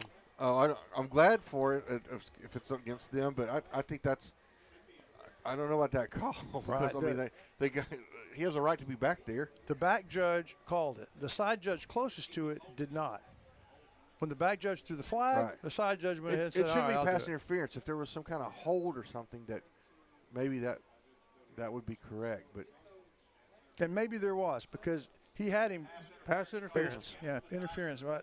Interference called on the Tigers in the end zone. May have just called a homecoming, home cooking break there. yeah, we'll take it. But Absolutely. I'm just not sure about that. 2 big penalties against the Tigers gives the Riders more advantage, and now it's 1st and goal just inside the 10-yard line for the Center Rough Riders on this homecoming game here in the Ranch. Thank We you are for in the tuning in tonight. Chris Mayfield, State Farm, Red Zone. And the result of that is a Ray Jones first down for the Riders. Oh, man, getting the bills paid. How about that? Snap back, give Villegas running left, turn the corner. Can't do it. And there's no corner to turn. 2nd down, 2nd and goal for the Riders, about a pickup of about a yard. If you're Daingerfield, you can be frustrated, but also determined. Both of the big plays on this drive came from penalties that were created by Tiger defense doing a good job. Accidentally caught a face mask on a sack. Perfect coverage in the end zone, but called for too much contact. But they were there. The defense was exactly where it needed to be. They're playing very well. 2nd and goal again. Villegas in the backfield, 3 receivers right. Wolf runs to the right, scrambles, hit, and tosses the ball out. Almost. Intended receiver bounces off his fingers in the end zone. It'll bring up 3rd down. Man, that was almost a little Mahomes to Kelsey right there as he was looking for the captain in the end zone. Almost made it. This is Wolf throwing parallel to the ground. That would be the candidate for Dairy Queen play of the half, for sure. That was pretty good. That was pretty good. All right, 3rd down and goal for the Riders from the 8. Give is to Villegas. He is weaving his way through the middle and is tackled probably around the 6. Oh. A little extracurricular down Yeah, there. but it broken died up. off pretty good, quickly. good. That's And most likely bringing in Wichita, it looks like they are, for the field goal that'll be about 2 or 3 yards longer than an extra point to extend a 2-point lead to a 5-point lead. Riders are choosing to get the points where they can get them. On 4th down and goal from the 5, the Riders choose the field goal option. It looks perfect. Kicks up and it's good. Yeah, well done. Field goal for the Riders makes it a 17-12 game here with 7:44 in the second quarter. You're tuned to Rider Football on NETSN.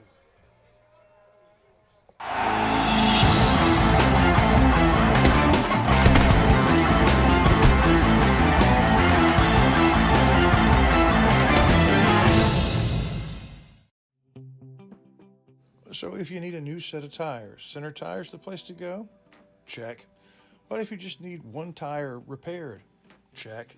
But what if your car needs an oil change or it needs to be aligned? Check and check. It's all there at Center Tire.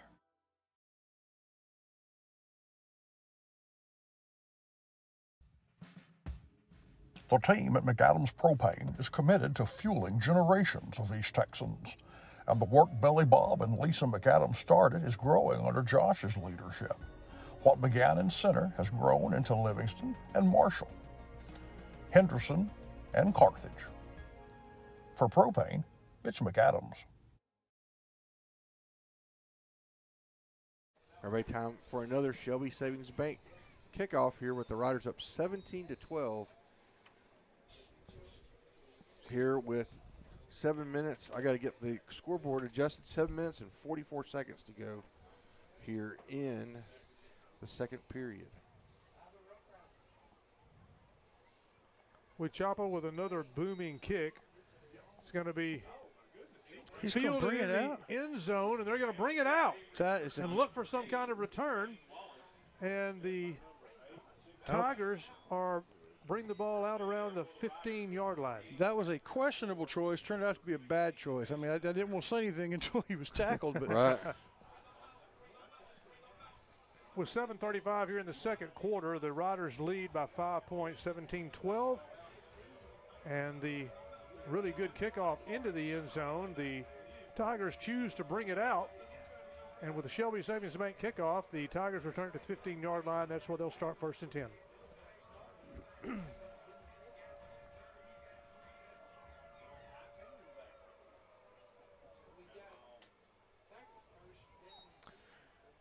All right, Tigers set and ready. Tight formation for the Tigers. They're going to pitch and run to the left, looking for some blocking, but Atkinson in the backfield shuts that run play down. 2nd down and a loss. Good job by number 25. Is that Olivas or is that Loud? Number 25. Loud. So Loud actually makes that play, guys, because he enforces the corner at the end, does not allow the runner to get outside, and then Atkinson comes in and puts the smack down. Thank you, Counselor. Sharp eyes there. The quarterback for the Tigers making a modification here.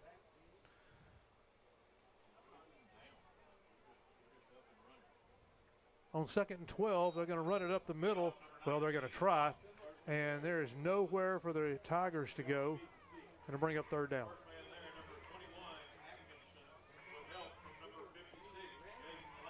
Jaden Lane, number 56, in with the stop. That's going to set them up 3rd down, and not quite a taxi ride, but 3rd and a good bit. What about 3rd and about 14? That's right. Let's call it that. 3rd and 14. Tigers on this series moving backwards. Let's see if the Riders can do it one more time.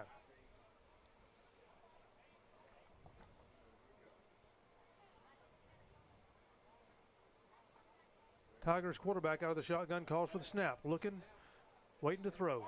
Throwing, has a man at the 13-yard line and catches the ball and zooms away for the 1st down and more. Midfield, and he is chased out of bounds in Rider territory as he crosses the 50-yard line. Wow. Good call for the Tigers after losing yardage on 3 plays in a row. You got, you let them make the catch, but you got to come up and make the stop.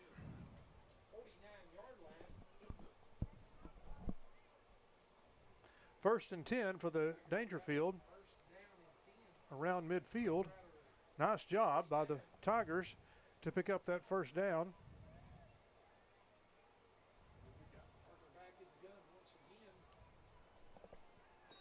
Snap, give, coming right up the middle, has some room, still on his feet. Now hit and stopped at the 46. Wow. Somebody needs to check that young man and see if he's got Vaseline on his on his jersey. Because, man, he is slippery. Very impressed with him. We have their roster. He's number 19. Who is that? We got the roster somewhere. We need to put his name out there. Kobe Williams, a sophomore. Oh, really? Wow, that's impressive. On 2nd down for the Tigers in Rider territory. 2nd about 8. Back to pass. Turning right, throwing, hitch pass. Try Caught this the again. backfield. Here we go. Right straight ahead on first down, down the sideline. Still on his feet down the sideline. And well, he could run inside the around the 15. He could run all the way to Tenaha, though. This one's coming back. No, really? There should be an illegal block. Did you see it happen? Yes. Whereabouts was it? About the 45, 30. I'm sorry, 35, 30 yard line. After the catch.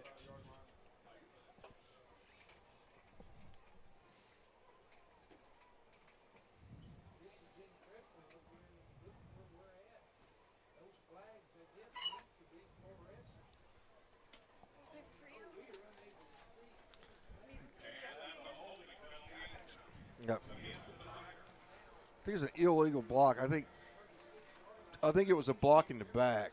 We're just kind of sitting here waiting to see what they're going to call, and they finally bring the penalty.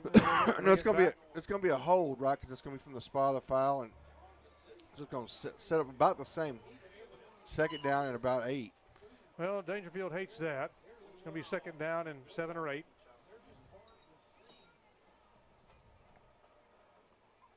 There's a snap. They're going to run the ball again right up the middle, but this time nowhere to go. That's shut down very quickly. Third down. And an opportunity for the Rough Rider defense that needs an opportunity, don't they? It's got Easton Wolf in on the tackle. We talked to Coach Brown during the Coach Nick Brown show every Tuesday at the pizzeria, and he talked about the fact that Easton wants to go in there all the time, but he says he's going to use him in special situations. And you get some feel for how important this is because Easton's in the game.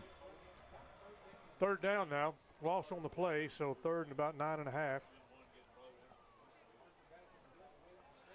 Snap, quarterback looking to throw, looking across the middle, standing his ground. Now, there's plenty of time. Throws, ball's caught.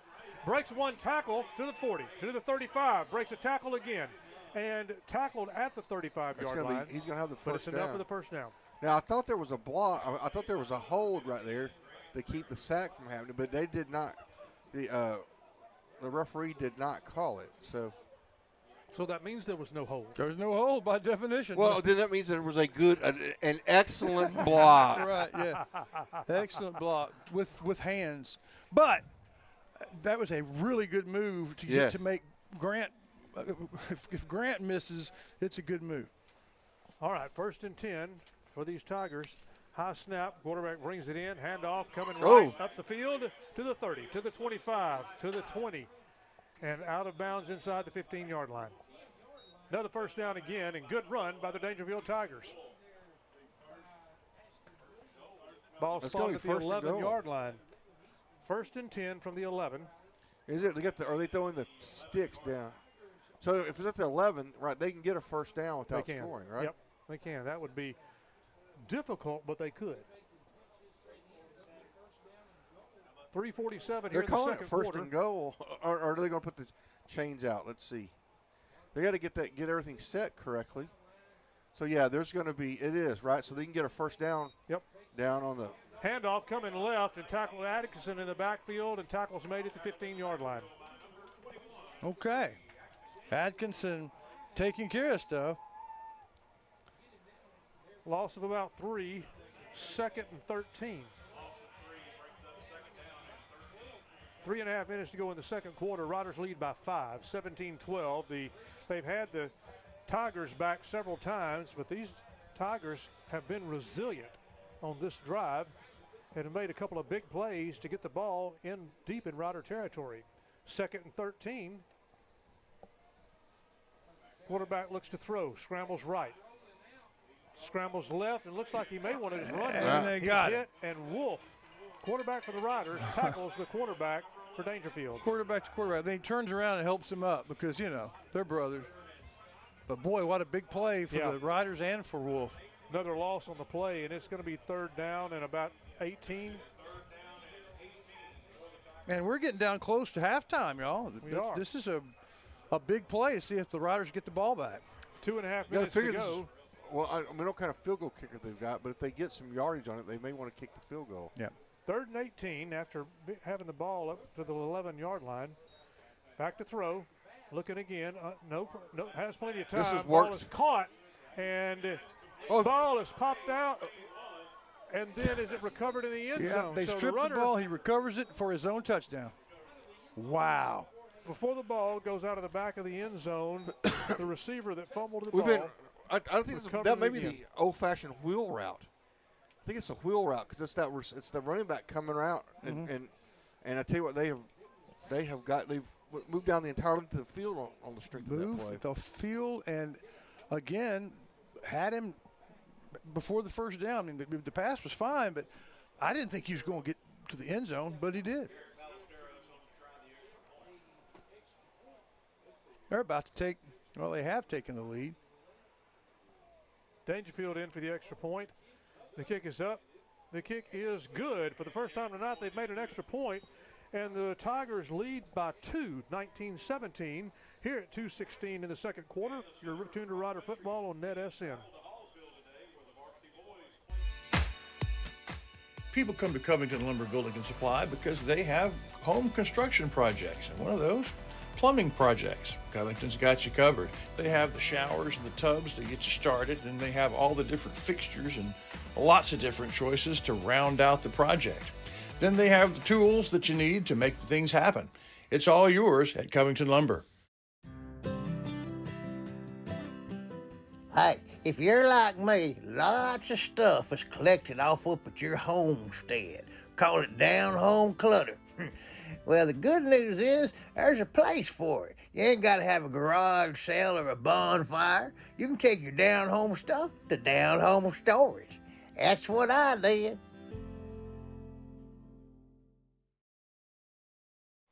All right, time for another Shelby Savings Bank kickoff. And brought to you by Shelby Savings Bank.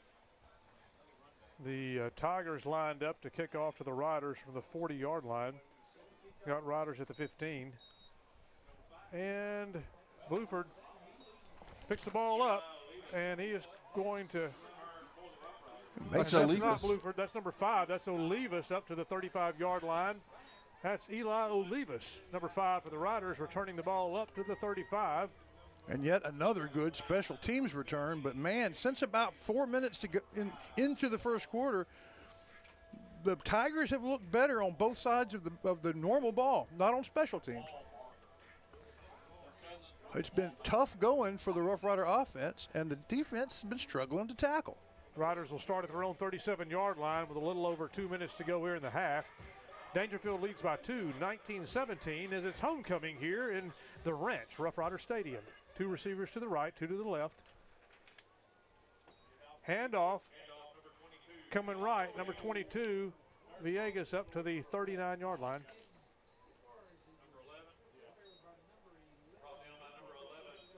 Two-yard pickup, second down and 8.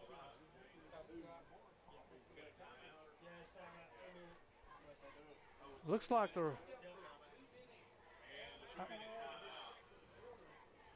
Do we do 2 minute timeouts now? What? I think. So there's a timeout on the field. If we're going to keep it here, Mr. Walling? Oh, we can, yeah. Let me tell you about the halftime program. We're going to start by recognizing our 3 new alumni of the year. Mr. Payne will do that for us. Then we'll have the scoreboard from the blimp and Captain Jay Matney. Then Camp Uwani halftime analysis. Did you get that? I haven't seen it. Did we get it? I sent a text, but it was last minute. We'll do it next time. Camp Uwani brings us the Colonel and the halftime analysis. And I'm sure I have a lot that I'd like to hear. Then the CHS Band and the Chaparrals, brought to you by East Texas Auto Motor and Dr. Anna Shirley, respectively. And then up close and personal, Tim Norman, our assistant principal, will interview our royalty on the field at the end of the show. And the up close and personal brought to you by Borders Poultry. On second down, Wolf throws to the right. Ball is caught by Villegas. There He's you still go. on his feet. There you Broke go. a couple of tackles and got a first down up at midfield.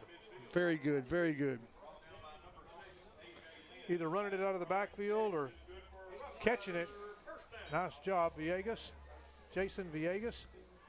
And now the ball is at the 49-yard line of the Tigers. Minute 41 and counting here in the first half. Snap to Wolf. He's going to lower his head, thinks he's going to take off, and he is brought down at the 45-yard line for a loss of about 6.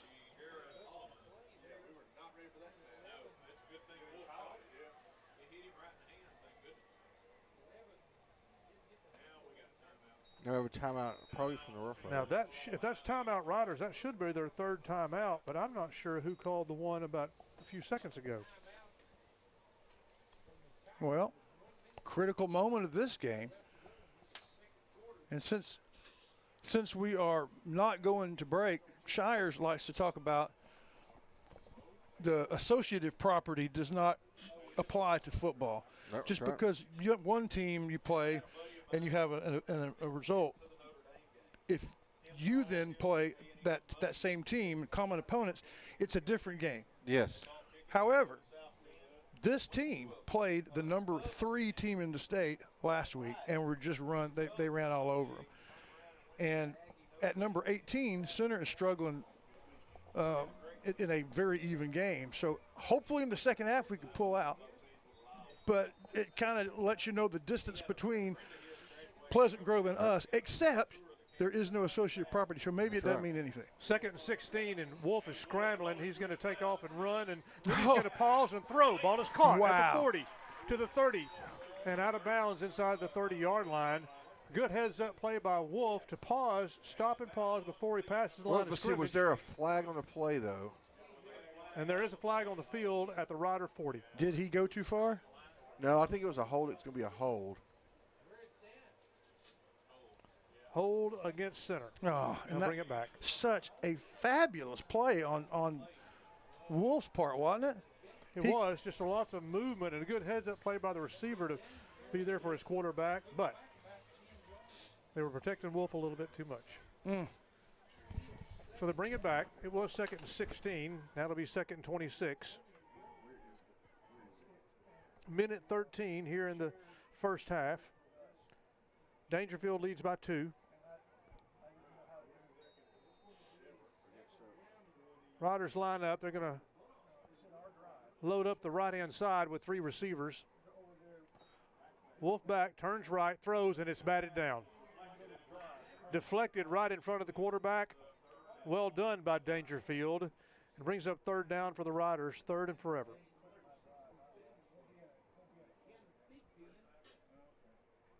Minute 8.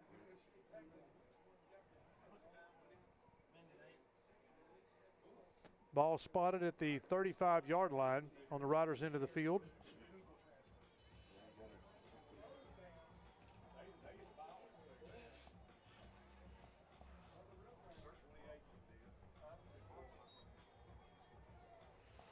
All right, the Riders going to line up and try something on 3rd and 26.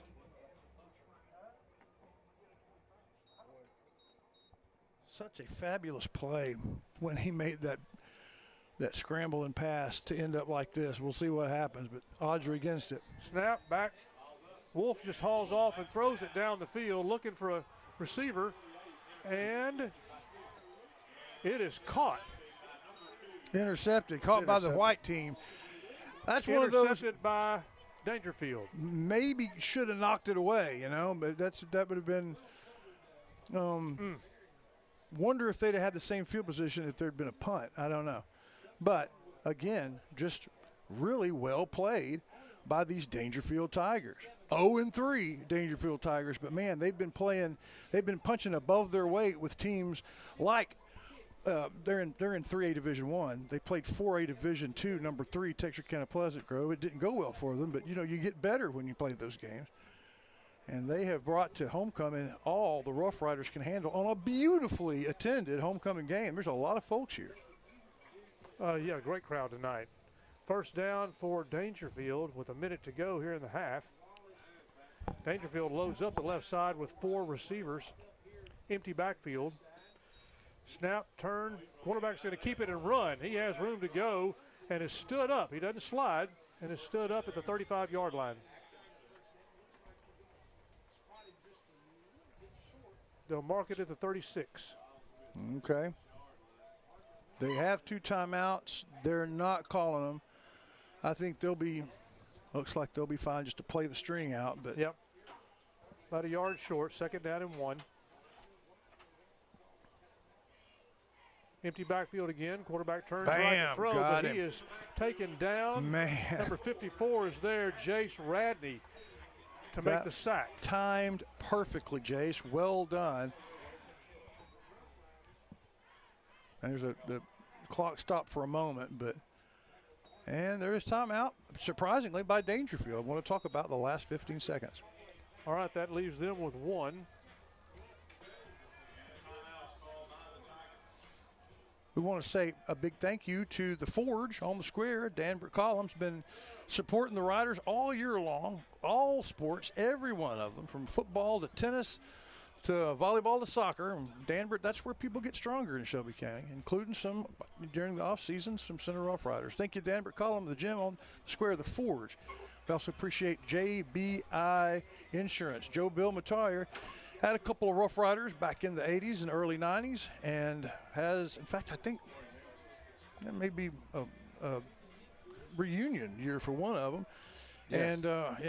And mighty fine players. He has grandkids that are playing in the pros and in big-time college ball. He knows a little thing about supporting local athletes. He does that at his insurance agency, JBI Insurance. Last 15 seconds now, Mr. Payne. Third and big. Third down and 8.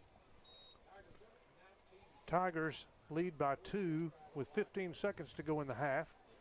Be sure and stay tuned for our halftime show. Referees have yet to tell them let's go. 21-5. Yeah, there's some question that we're not privy to. They want 21 on the clock. Oh, okay. 21 seconds. Well, okay. That makes a difference. All right, here we go. 21 seconds in the half. Third down and 8. 2 receivers left, 1 back. Now put him in motion. Quarterback looks left, turns right, throws right. Ball is caught. Got some blockers. And first down. And down at the 40-yard line. Oh, and eventually. They're really attacking the ball there. Well, he didn't make it across the first down marker, but kept fighting, and they pushed him back. It cost about 4 or 5 seconds and struggle, but that will quickly stop the clock while they go and spot the ball. So it'll be first down with 10 seconds to go.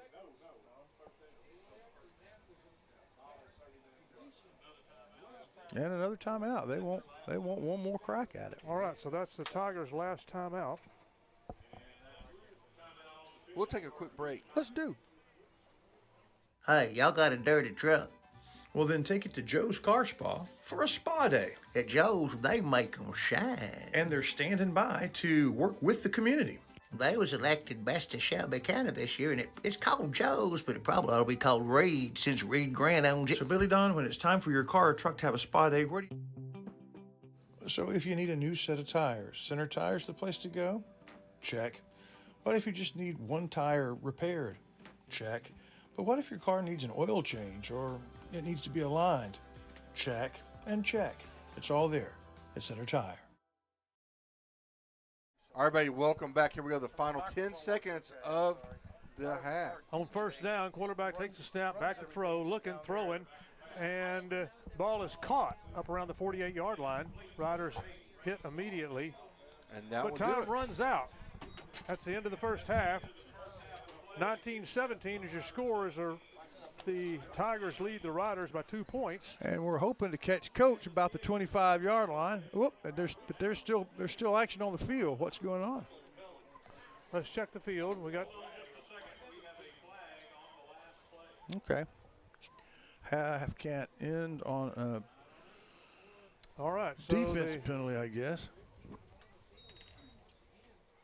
We thought the half was over. We're going to have one more play. The whole crowd jumped off sides. Coaches have left the building, heading to the field house. And all right, so they're going to mark off a 5-yard penalty against the Center Rough Riders. First down and 5, and Daingerfield will have one more try. Ball is spotted at their own 44-yard line. We have one untimed play. 3 receivers on the left-hand side. 1 back. Put the back in motion. Quarterback looks left, throws in the backfield, caught to the 45 to the 50-yard line and out of bounds. He ripped his head. Wolf pushes him out around midfield. Ripped his helmet off for good measure, and that will end the half.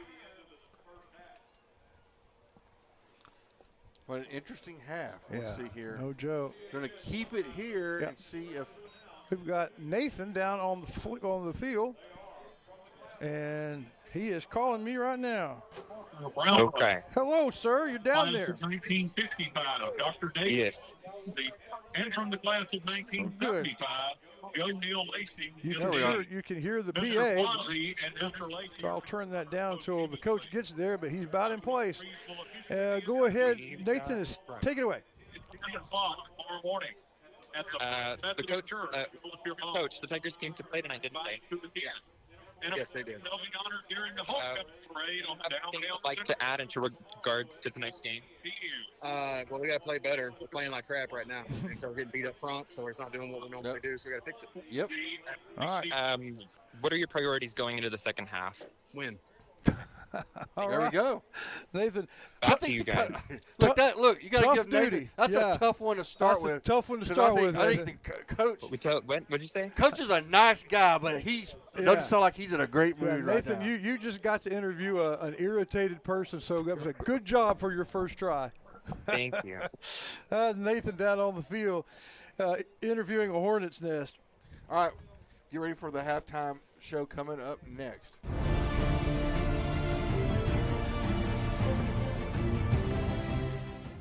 You're watching Game 4 of the Rough Riders season, the 2025 homecoming game. The Rough Riders take on the Tigers of Daingerfield, live from Rough Rider Field.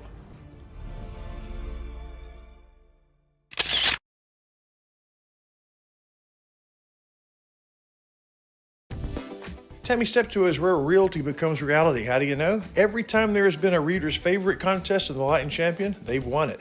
Whether it's your modest home you're looking for, or maybe a slightly less modest home, or your dream home, Tammy Steptoe has it. Or maybe it's a lakeside getaway or property to start all over. You need to trust the ladies at Tammy Steptoe Realty and Center.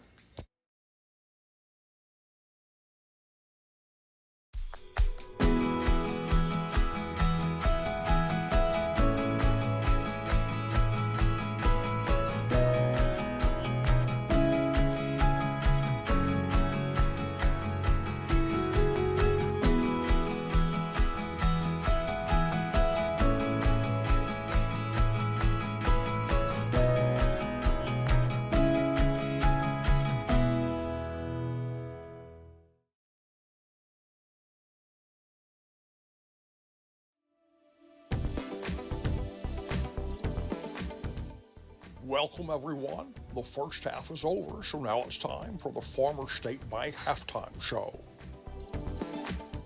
In just a bit, East Texas Auto Motor will present the Center High School Band and their homecoming performance, followed by Dr. Anna Shirley presenting the Shelby County Sweethearts Chaparrals and their homecoming performance. But first, Camp Pewanee brings halftime analysis brought to you by the Colonel, Matt Gregory. And then, in the Borders Poultry Supply Up Close and Personal, we'll hear from our homecoming princess. And now, the man who, in 1983, missed being homecoming queen by just 400 votes, Rob Payne.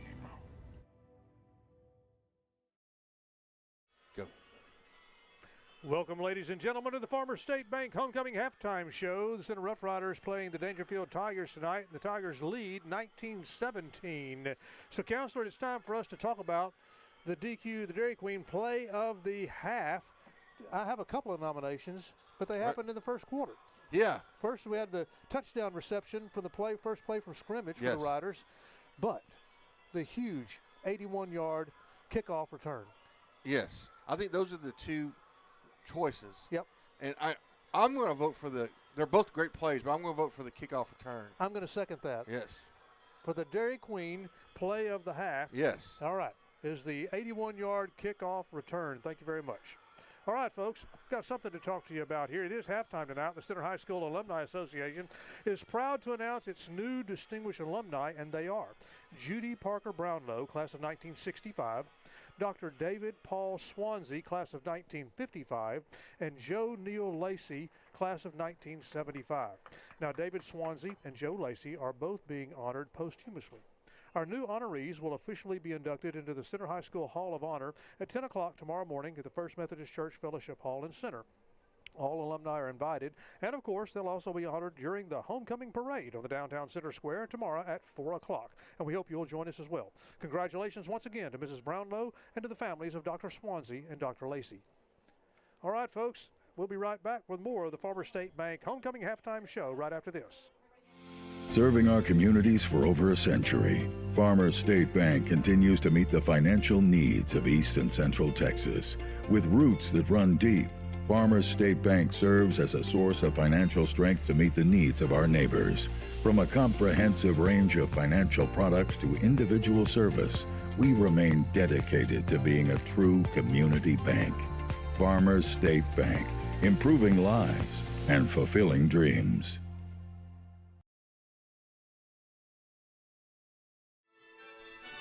Father, for lunch today, I would like a salad. Father, for lunch, I'd like one of those American no, I couldn't possibly. cheeseburgers. I'm Ice a cream is a vegetarian. cheeseburger. That's Oh, what I need. Father. Ice cream. Oh, when everyone in your family thinks they're royalty, take them someplace where they can all get something good. Dairy Queen.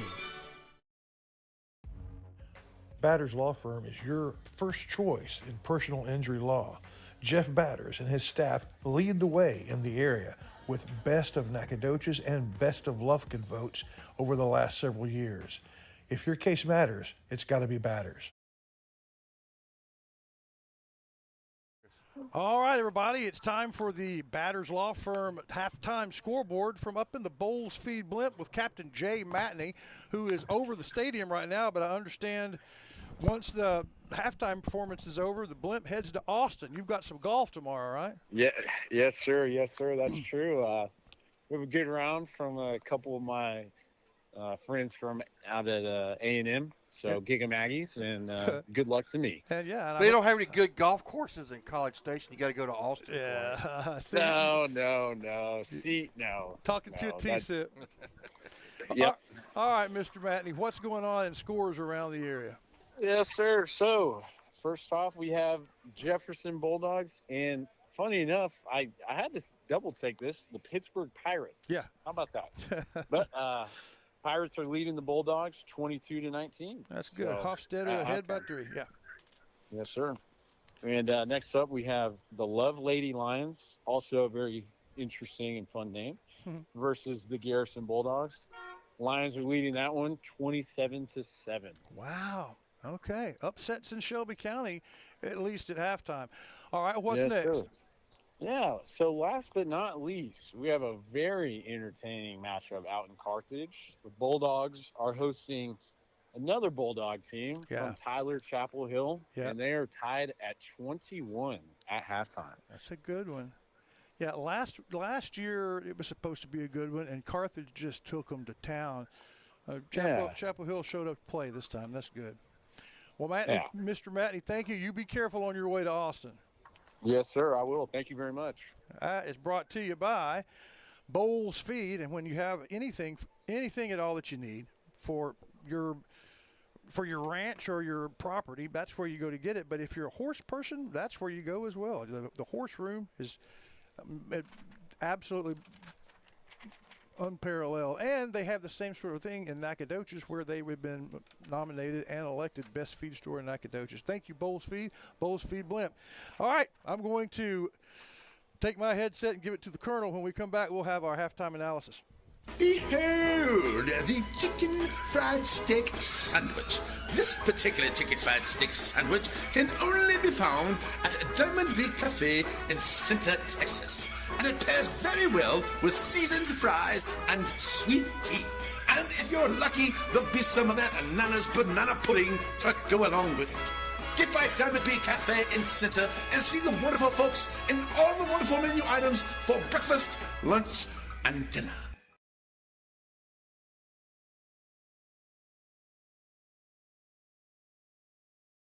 Farmers State Bank, un nombre que conoces y en que puedes confiar. Somos sus vecinos y compañeros comunitarios. Estamos comprometidos a cumplir sus necesidades financieras, proveyendo soluciones bancarias para sus préstamos, hipotecarios, comerciales o personales. Con 120 años de servicio a nuestra comunidad, somos parte de sus rodeos, hipotecas y festivales locales. Queremos que sepas que estamos aquí para ayudarte. Visítenos en fsbctx.bank o ven a vernos hoy. Farmers State Bank, mejorando vidas y cumpliendo sueños. Everybody, welcome back. It's the Farmer State Bank halftime show live here from Rough Rider Stadium. We got to my left, we have the Colonel, Matt Gregory, here for our Camp Huani expert analysis. Coach, I mean, we have some big plays, but I don't think we've been particularly consistent so far this evening. Yeah, first of all, here, let's turn you up just a little bit. Turn me up a little bit. First of all, I didn't know there was traffic up in the air where their blimp is. I heard a horn. I heard a car horn. Was that one of the new I guess collision warnings? Must have been George Jetson with his boy Elroy. It could be. Driving by. Right. Yeah, exactly there, Counselor. There. It's been a pretty inconsistent half. It's kind of hard to analyze because it's been so up and down and kind of a tale of two. It looks like the initial game plan started to morph into something and then into something else. So it's hard to see what we're trying to accomplish. It looks like what is the storyline that's emerging in my eyes is we're having a hard time picking up their defensive front. Yeah. That would cause you to be pretty inconsistent. That's right.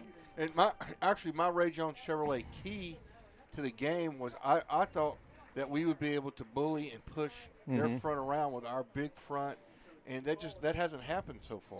Well, my fun in the sun hot dog bun for the riders to have fun after this game is they're going to have to win both sides of the line of scrimmage. Yes. And, we haven't had a problem containing their offense when we're doing what we're supposed to be doing. We've given up big plays. We gave them great field position with an early turnover. Not sure what we were trying to accomplish there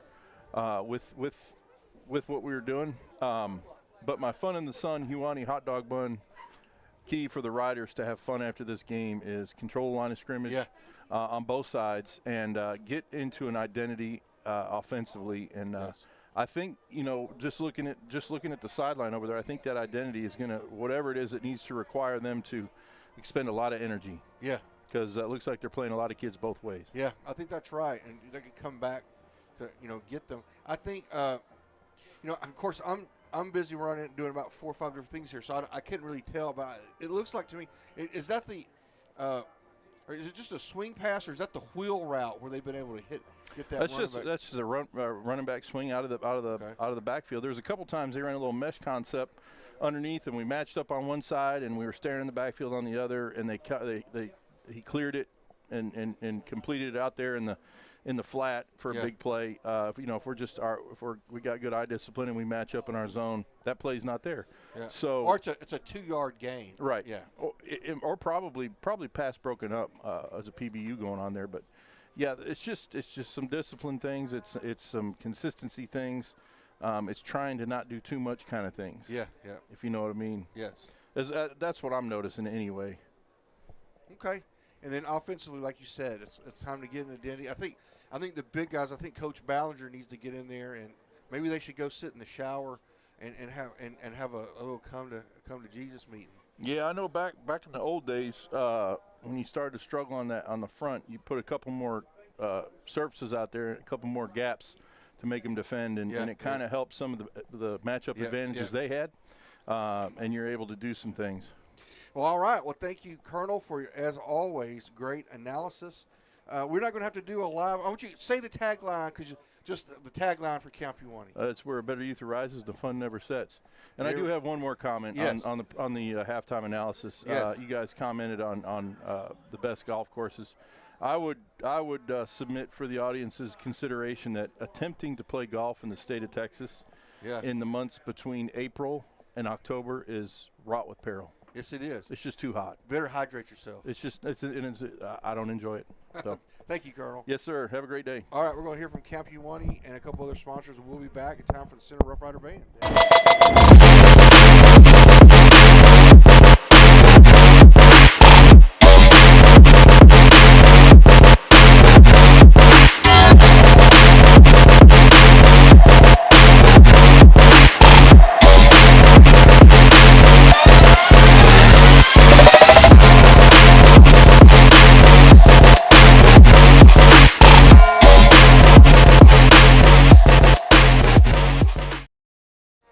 everybody. It's time for the Center Rough Rider Band, brought to you by East Texas Automotor, the official auto repair shop for the Rough Rider radio team. I know they keep my cars, my fleet on the road, and I know Chris Wallington had the Mighty Traverse in for some work here today. He got it in and out. So we see the twirlers performing here.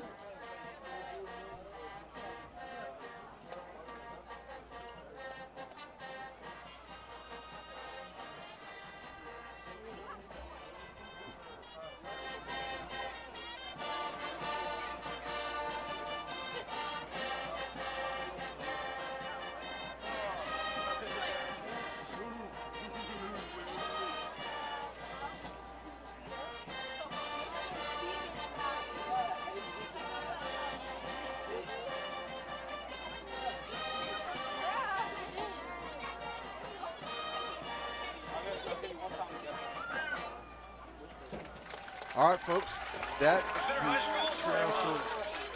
recording line. We're going to quickly hear from East Texas Automotor. We'll come back for the band right after this.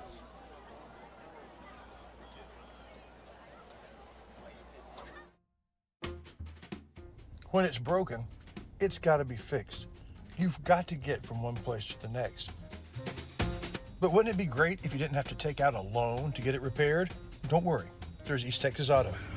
Here at East Texas Auto, you can be reassured that your vehicle will be well taken care of and serviced, as communication and transparency are our #1 drivers. Find them on Highway 96 North.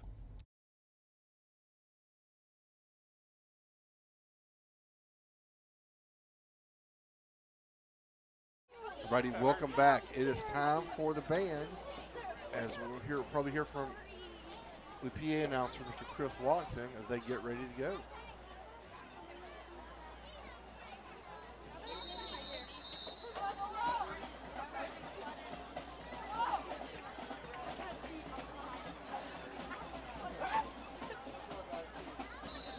Yeah, the band brought to you by the East Texas Automotor, the official car repair shop And for now, the Rough Rider Radio. presenting the pride of Shelby County, the award-winning Center High School Marching Band.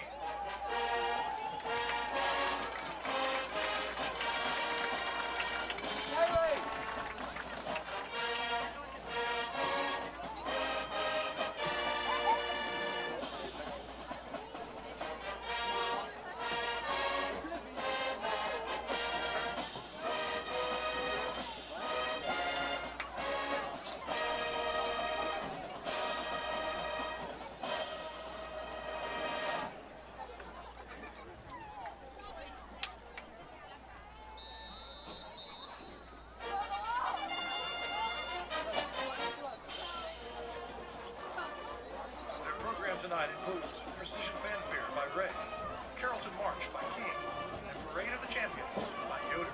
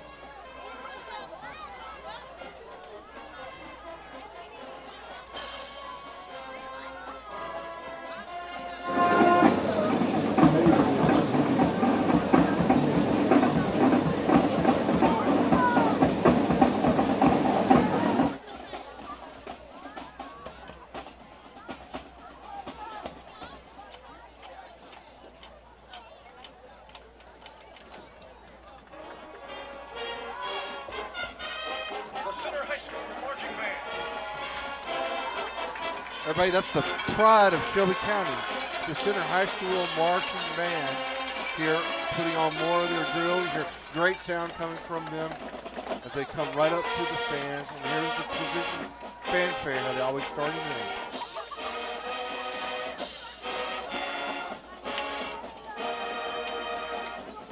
Again, that's the pride of Shelby County, brought to you by East Texas Automotor, the official auto repair shop for the Center Rough Rider radio team. Now it's time for our chaparral.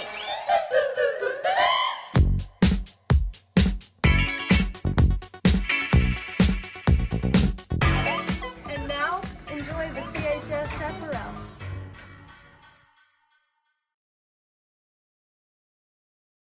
The band is under the direction of Chris Smith, Patrick Kahn, Christina Folks, Smith.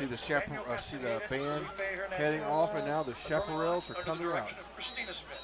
The Sweethearts of Shelby County, brought to you by Dr. Shirley. We'll hear from her. This is the office of Dr. Anna Shirley.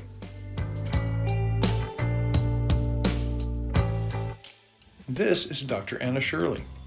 Along with Dr. Nicole Fishbeck and their amazing staff, it's easy to see why they were voted best in Nacogdoches. From the modern exam rooms to their comfortable lobby, when you're at Dr. Anna Shirley's office, it feels like home. All right, everybody. Junior Lieutenant Autumn Bennett. You see our chaparral being announced, the officers. Loraya Edwards. This week's Chaparral of the Week is Alondra Contreras. Tonight, girls will be performing a palm routine to the song Proud Mary.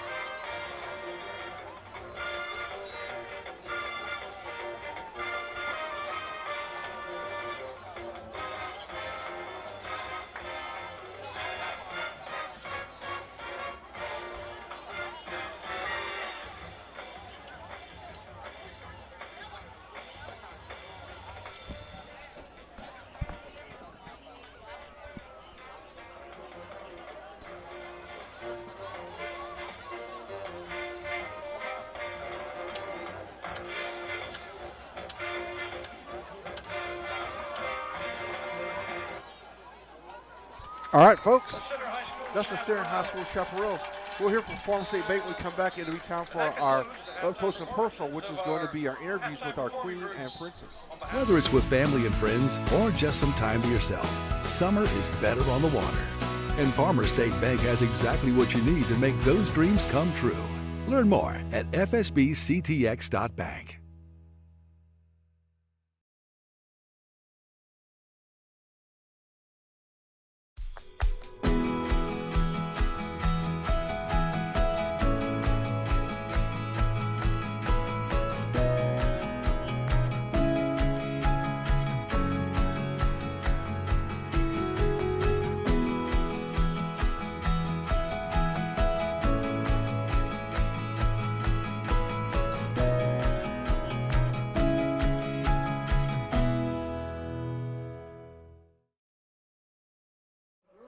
All right, welcome back. It's time for our up close and personal. It's brought to you by Borders Poultry Supply. And well, it's not a new building anymore. So, Rob, I'm going to ask Rob about the store. I was going to call it the new store. We have just opened our fourth location. Okay. And in Pittsburgh, Texas. Oh, okay. So Borders Poultry Supply now in Pittsburgh, Texas as well, but There we still go. supporting Center in Nacogdoches, and Louisiana is where too. So that's right. Yes, sir. Man, I just think about you guys every time I go get me a piece of fried chicken because I know it probably wouldn't happen if it wasn't for you guys. Well, thank you very much, Stephen. Appreciate it, and proud to serve the surrounding area. All right, so Chris Wallington, he is back. Just to go back up, Riders led for most of the half, but right at the end, Daingerfield's able to put it in and go up by 2. Are you there? And so we're going to see if we don't have an interview. I'm fixing to hand it to you. You ready?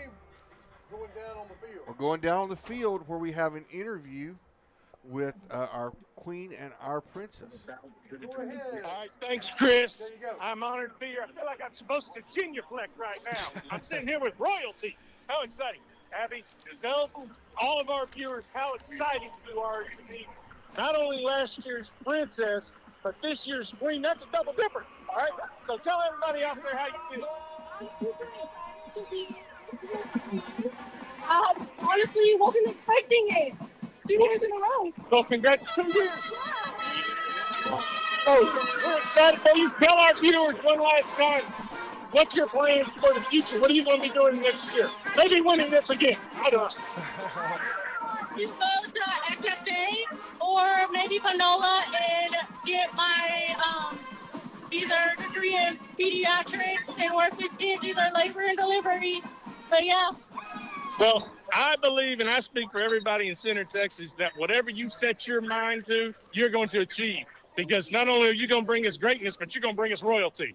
Congratulations, and we can't believe a great representative of our school. Thank you so much.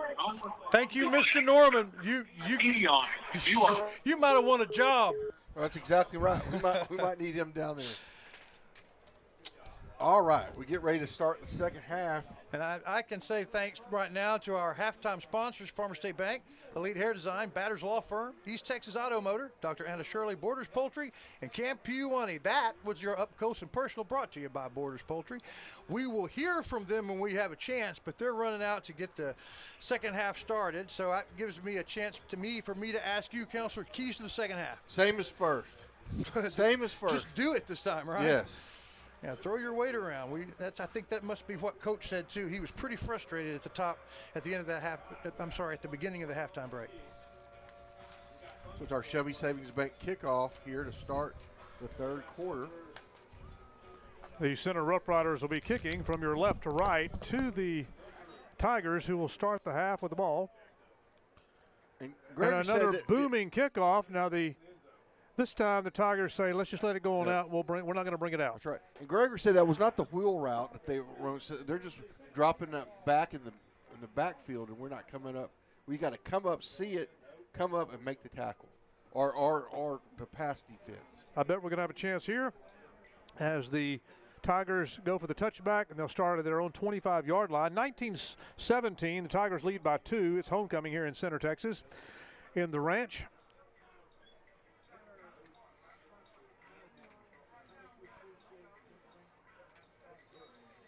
So here we go, Rough Riders on defense. First down Tigers. One back, receivers either way. Out of the shotgun, snap, handoff, and hit immediately and forced back.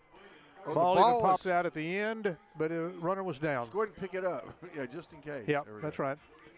So we'll see if that's a result of some kind of halftime adjustment.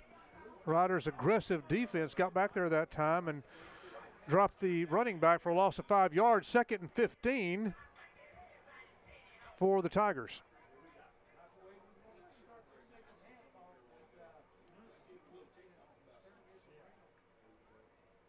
Quarterback back to pass, turns right and throws, and one of those hitch passes that's been working in the first half this time falls incomplete, and it'll be 3rd down and 15 for the Tigers.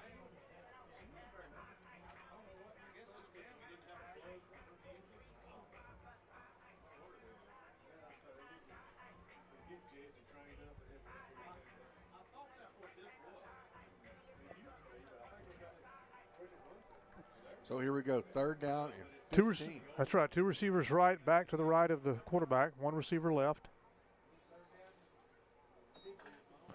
Fake to the running back, throw to the right, ball in the air, is caught on the sideline, and it's enough for the first down. Oh, and he's caught out of bounds. Ooh. Ruled out of bounds. Caught a break there. Yep.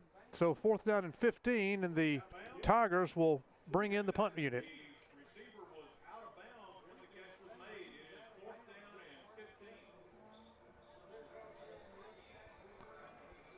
Welcome you to the second half of the homecoming game as the Daingerfield Tigers are in town for the Center Rough Riders. Rough Riders in a dogfight here. Punter comes in for the Tigers. Boy, Boots one that goes to midfield. Riders will catch it on the, nope, they're going to stay away from it. Not going to try to return it, and it'll go out of bounds around the 42-yard line. That's where the Riders will start. Riders had some scoring early in the ball game, and really the last time they scored was their field goal, Stephen, at 7:44 in the second quarter. So the Riders, 2 scores in the end zone. One comes the first play of the game, and the second one comes from a kickoff return.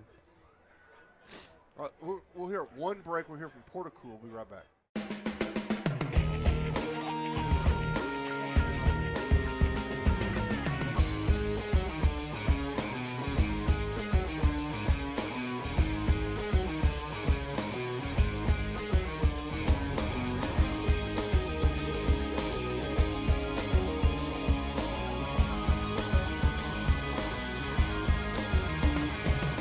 Here we go. We're going to hand off up the middle. Bluford's going to get about 4 or 5, it looks like, on that play, Rob. Maybe. They may have marked him down after 3, though. Looks like I thought he ran up to the 45-yard line. So Bluford with the carry for 3 yards. It'll be 2nd down and 7 for the Riders. First possession of the second half. We ended the half. Villegas handling the running duties. Bluford back here to start the second half.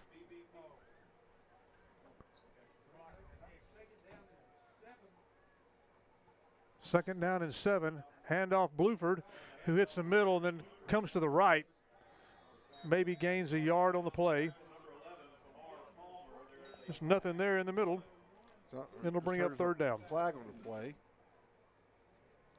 We'll see what that is. I didn't see All right. anything. Flag on the field. We're going to check with Mr. Whitehat. He's talking to his buddies. And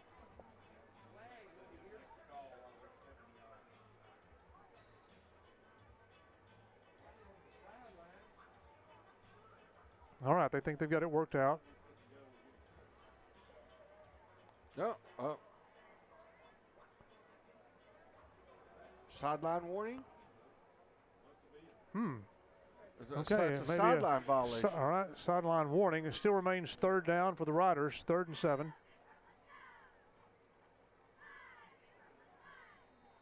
Third and 6. All right. Wolf back to pass, scrambling.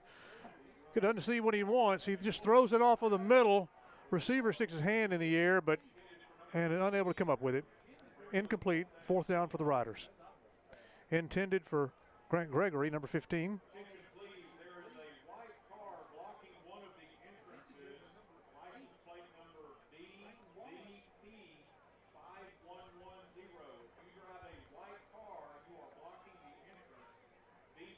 So it's going to be 4th down and a long 6 here. Riders going to bring in the punt team. So the Riders have had a fake punt tonight.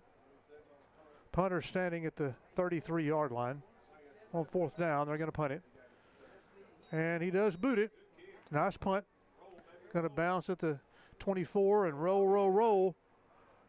And it'll be down inside the That's going to be about the 11-yard line. About the 11-yard line, I think. I think that's where they're going to mark it. Yeah, yes, sir. They are. They're marking at the 11. So net result of the punt, good for the Riders. And pins the Tigers back around their own 11-yard line. 9:57 here in the 3rd quarter.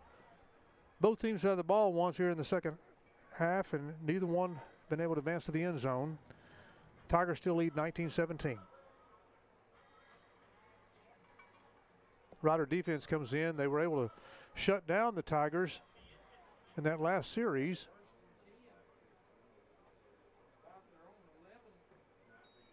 On 1st down, handoff up the middle with a little room to run and into the secondary, and then finally down at the 16-yard line.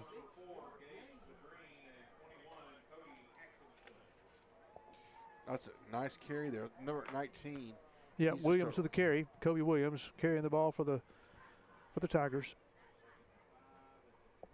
About a 5-yard pickup, 2nd and 5.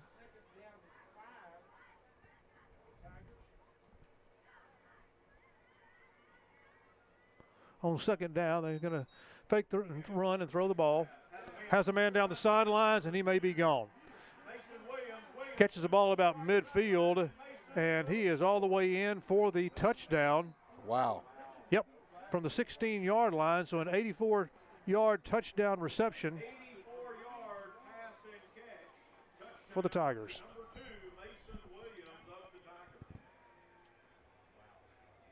$84-yard touchdown reception for the Tigers early here in the 3rd quarter. Puts them ahead to 25-17, and they'll try to tack one more on it. I think the fans here are in stunned silence. Yeah, it's not a lot of noise on this side.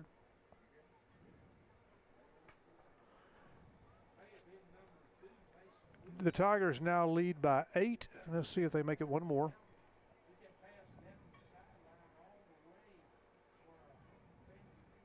The extra point kick is low, but it is no good. No good. All right, 25-17 is our score here at 9:13 in the 3rd quarter. You're tuned to Rider Football on NETSN.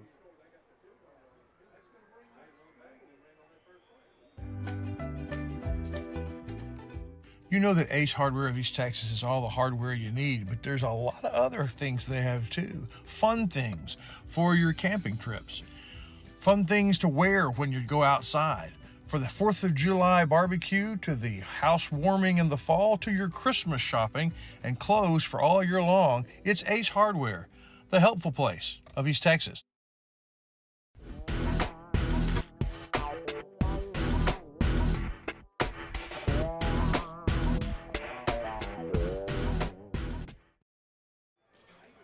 for yet another Shelby Savings Bank kickoff again.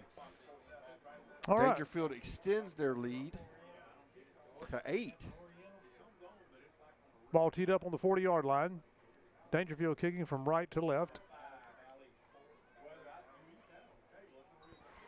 A booming kickoff. The Riders are going to field it at the 12, up to the 20. Olivas up close to the 40-yard line for the Riders. And the offense will see if they can get something going here in this series. Yeah, it's time for the Riders to go to work.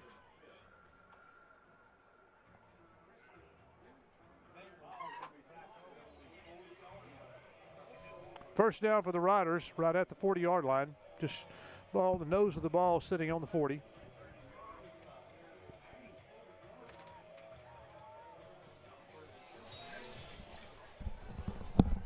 All right, first down center.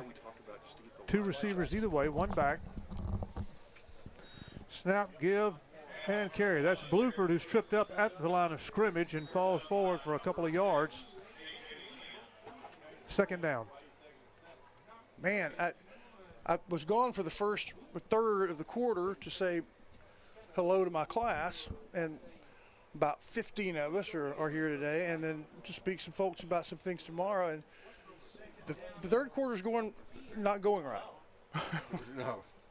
3-yard pickup for the Riders on first down. It'll be 2nd. 2nd down and 7. Wolf hands off. Bluford going to the left this time. Looking for something, trying to find the corner. Turns the corner. First down for the Riders. There he goes. There's your Ray Jones Chevrolet first down. And that's the kind of running that we're used to seeing from Bluford. Really good effort.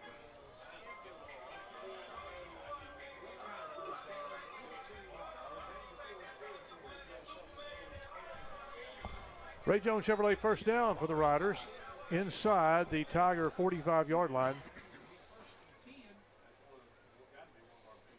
And there's, they're going to fake the handoff, and Wolf waits for a minute, and he takes off then and gets inside the 35. Close to a first down, about 2 yards short.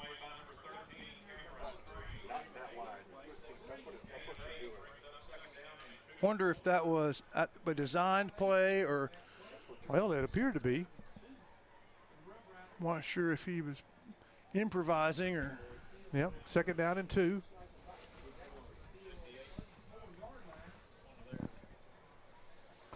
Riders currently trailing 25-17.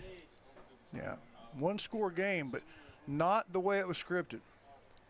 Here on 2nd and 2, Riders need to snap it. They snap it and hand it to Bluford. Man. Great penetration by the Tigers defense. They are excited and pumped up, and they stop Bluford. They're going to mark him down at the 39-yard line. That is a big man that just got past an even bigger man on the other side of the line. Loss of about 5 yards. Yeah. Yep. Center offensive lineman was chasing. Now they're going to readjust. Okay. It's going to be offsides on the defense, so that's going to be a Ray Jones Chevrolet first down. Well, maybe that's why he was past our offensive lineman. Maybe he got started a little quick. All right, so first down Riders after an offsides penalty against the defense. I tell you what, if we ever win this game, part of it's going to be Daingerfield's penalties. Yeah. Yeah, they've kept the Rough Riders in it, but a lot of those penalties while the Rough Riders have been on offense, really all we've been able to convert is into 3 points. Maybe they'll do better here on first down. All right, first down inside the 30. They're going to run the ball and come around the right-hand side. And still, just about a yard maybe. And that is Villegas running the ball. And number 1 on Daingerfield side, that was a play that the other 3 games, Villegas would have gotten around the corner and gotten some serious real estate. But number 1 just ran with him, step for step. And as he was turning, they caught him, brought him down. Yard gain, second down for the Riders. Handoff up the middle. Villegas lowers his head and gets to the 25. So that's only going to be 2, bringing up third down and a problematic 5.5. Of course, you're in 4-down territory. Right.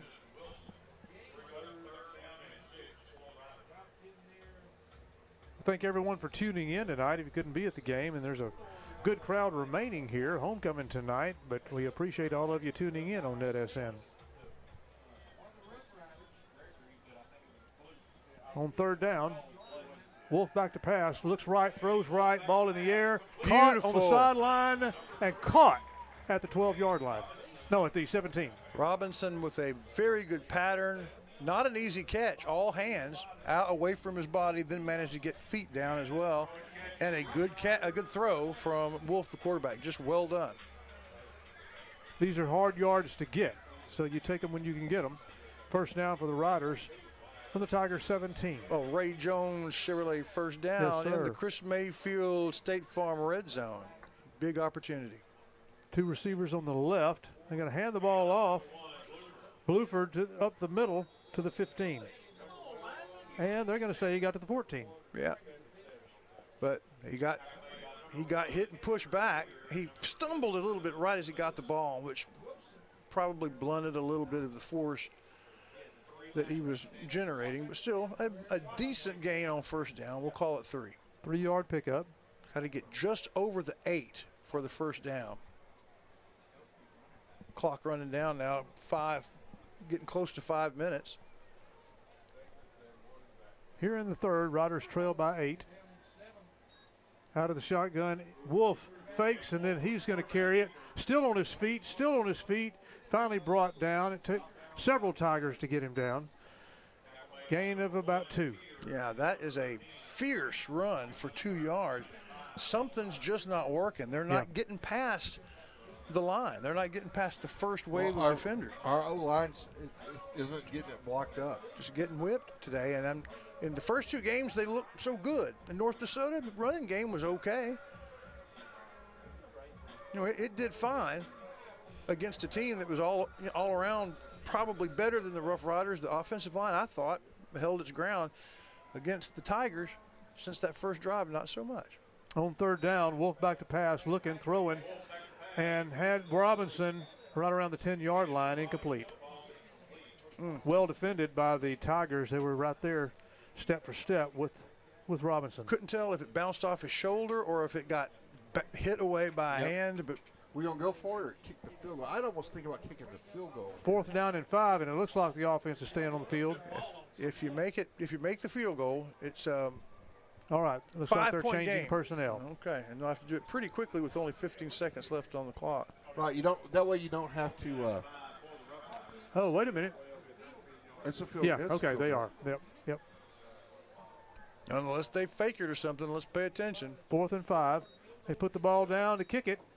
The ball is up and good. Yep. 3 points, cuts the deficit to 5. Riders 20, Daingerfield 25. Third quarter, it's 4:12 on the clock, and you're tuned to Rider Football on NETSN.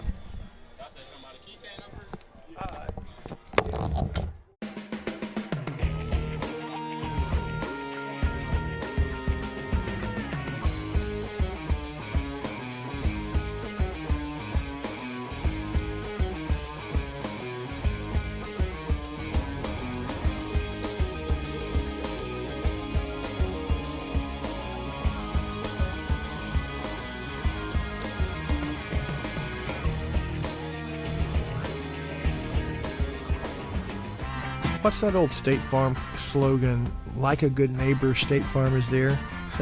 Well, that could not be a better description than Chris Mayfield of Mayfield State Farm. Since he came to town close to 20 years ago now, he has been the quintessential good neighbor. It's the same thing true of his insurance agency, Chris Mayfield State Farm.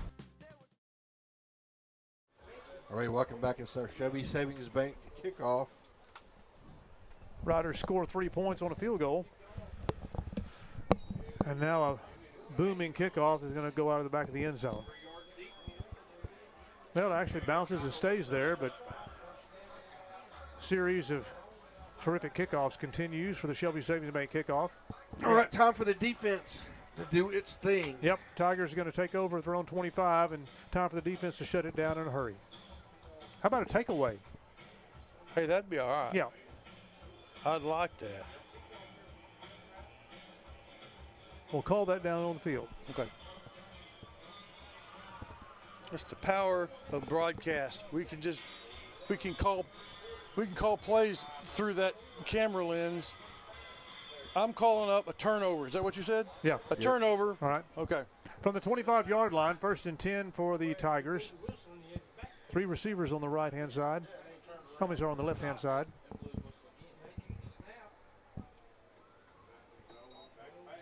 And pass on 1st down. Quarterback's under pressure, scrambles, and he's down at the 20, but a flag comes in. Where was the flag? Currently a 5-yard loss. We'll check the flag.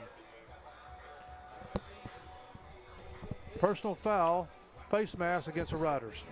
We've already had one of those against the Tigers. Yeah. So a 15-yard penalty and helps the Tigers and moves them up to the 35-yard line. Interestingly, no, 40. The one in the first half you're referring to that went against the Tigers was on a quarterback sack, wasn't it? Yeah, it was. All right, 1st down from the 40 after a 15-yard penalty. Tigers on 1st down run the ball, have some blocking in the middle, it looked like, and then all of a sudden the Riders surge in and shut them down after a yard gain. That was well done. Able to come in there and it did. It looked like they had some. If they had something going, but Atkinson disrupts it. Atkinson disrupted it. And that's what he has made so much. It's been fun to watch him disrupting things for the last 2 seasons and now 1/3 of this one. 25-20, Riders trail by 5. 2nd down and 9 for the Tigers.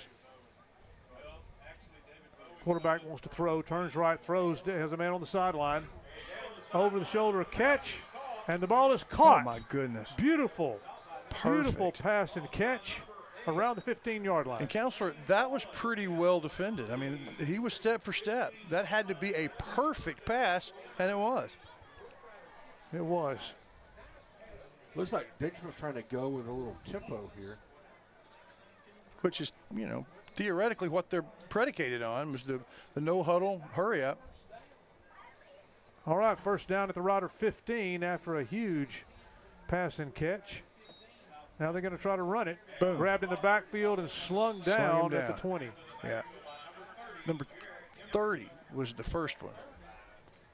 About a 6-yard loss. Second down and 16. Who are those Rough Riders? 30 and 25. Put them together, and it's 55. 30 and 25. 25 is Lout, and 30 is Emerson. Yeah. Jarrett Emerson. Emerson there first, and Lout to help finish up. Good play. Loss of 6. Second down. Out of the shotgun, quarterback turns right, left to throw, scrambles, turns right, ball caught around the 15-yard line. It's a good play. You It'll be at the 13. Lose 6 yards. You run a pass pattern that gets halfway to the first down marker, huh? Inside the Chris Mayfield State Farm red zone. 8-yard play. Third down and 8. Yep, needed 16, got 8 of it. Inside the 15-yard line. Big series for the Rough Riders here, down by 5. Can't afford another touchdown. 2 minutes to go here in the third quarter. And a defensive lineman for the Rough Riders knocked down an offensive lineman. Not really supposed to do that. No, maybe he was drawn off. Nope. And with the yardage, they'll get third down over half the distance, third down and 2.5, 3. Got to get to just the 6-4, what is that, the 11-yard line? 6-yard line. And they're on the 9. We want the defense to be aggressive, but stay on your own side to the ball snap. Yeah. Take care of the basics.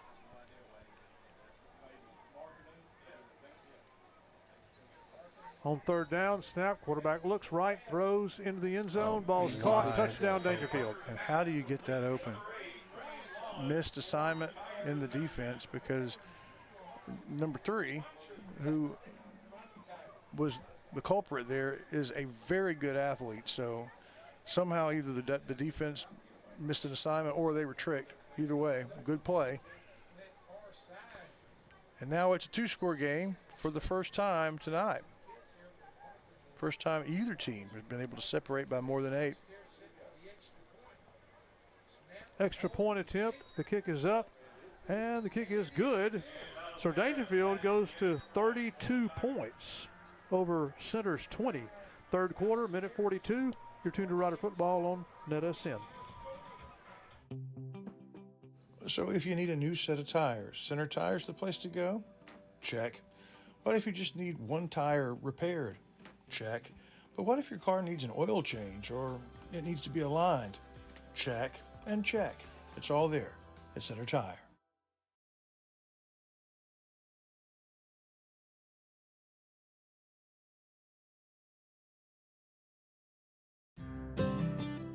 Over the years, most of us have collected a lot of stuff, but where is all that stuff?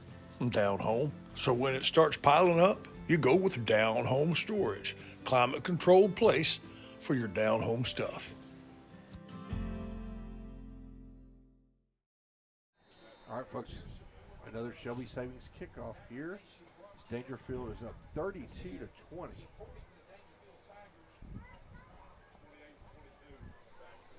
So Rough Riders got some work to do here in the last 1 minute 42 seconds of this quarter, and then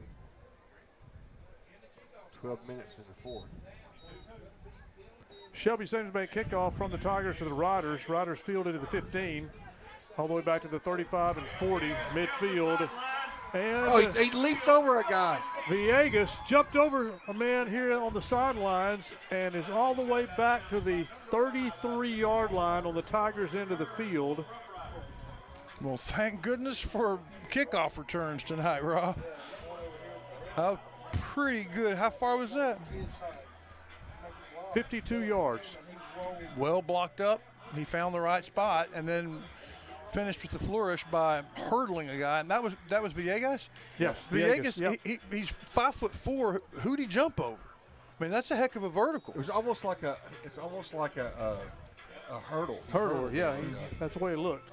First down for the Riders if they can capitalize on this return. Villegas gets the carry, heads left, and then turns back upfield. There's no room to run. Nope. At least 3 different Tigers, but 62 is the one who'll get the credit, and he has been, I don't know, maybe their player of the game if you're broadcasting for the Tigers. Second down and 10 for the Riders. after a huge kickoff return. On second down, Wolf back to pass, looks left. Throwing left, but his arm is grabbed as he throws the ball out. That's going to be They're going considered to call it incomplete. Incomplete, yeah. But he rolled left to get himself a little bit of time. I thought he might get it off, but he took one extra step, and that's all it took. And had a white shirt in the backfield. Third down and 10 for the Riders. And that isn't as much as any single 3 words of the story of the game for the Rough Rider offense. Third down and 10. Third down and lots. Yep. First down and 10, you expect that. But Riders getting the play from the sidelines. Now with 5 seconds to snap the ball, they better hurry. They did get it off. Wolf rolling right, motions for someone to go down the field, and he throws and into triple coverage. Had a man, but the ball falls incomplete. So looks like intended for number 18. Is that who that is? Yeah. Jackson Holloway. Jackson Holloway, but I mean, had 3 jerseys around him. Had to give it a shot, Yeah. but yeah, not really Jackson's fault. There's no one's open. Fourth down. And he's running for his life. Well, it just seemed like that was just kind of doomed from the start. Just having to quickly snap it. I don't know that everybody where we need to be. Right. 44 seconds here. You're right, yeah. In the third quarter. Let's see if the Riders can pull a rabbit out of a hat. Fourth down and 10. Biggest play of the game. And timeout, Riders. Yeah, okay. Probably a good idea. 44 seconds to go, third quarter. We'll take a timeout as well as the Riders plan their strategy. We'll be right back. Have you sustained a bone, joint, work, or sports injury? Problems with mobility or movement? Suffer with pain? Contact Azalea Orthopedics. Our specialists serve patients across East Texas. For proven, trusted medical care, you have a choice. Demand Azalea.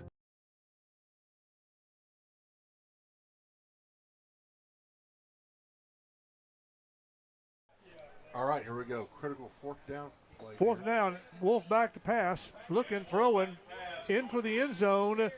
Jump ball. Ball hits the ground incomplete. Well defended. Good pass, but better defense.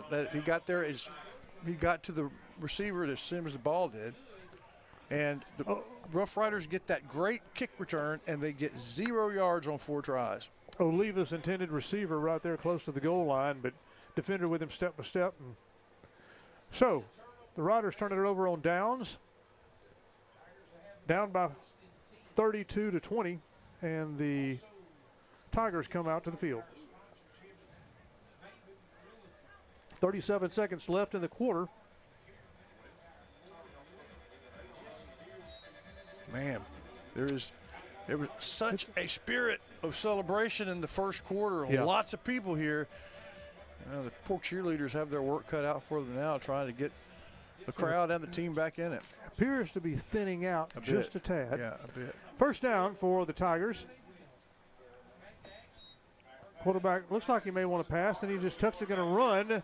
He's up to the 40 and is tackled right at the marker, and 11 yards, enough for the first down. Yep. Gets the first down, the Ray Jones first down. Although I just hate to say that when it's the other team, but it is. They've been good at it. Yep. Moving the chains, little bits, then a big play. That's what you're supposed to do.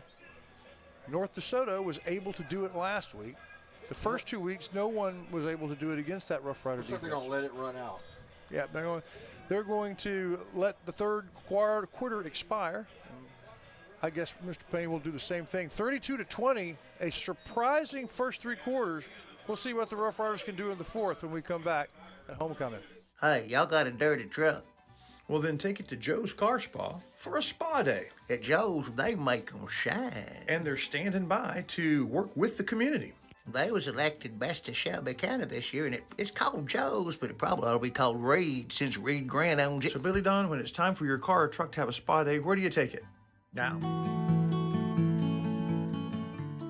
One of the things that Scott Watson was passionate about was staying up to date. He wanted his facility to be comfortable, but not comfortable like you remembered it growing up. From the lobby to the spacious and modern chapel, Watson & Sons never stops getting better. The Watsons, their family serving yours. The team at McAdams Propane is committed to fueling generations of East Texans, and the work Billy Bob and Lisa McAdams started is growing under Josh's leadership. What began in Center has grown into Livingston and Marshall, Henderson and Carthage. For propane, it's McAdams. All right, here we go. First down for the Tigers as of the start of the fourth quarter. After the Tigers take over on downs, they get an 11-yard first down run from their quarterback. Handoff coming to the left-hand side. Flag comes in. Runner up to the marker and out of bounds. Currently a first down run, but let's check the marker. How good is probably going to come back, but number 19 is a fine runner. Kobe Williams. Yeah, Kobe Williams knows what to do with the ball as a sophomore. Holding against the Tigers is coming back. Yeah. It's the old tradition where you bring the opposing cheerleaders over and cheer.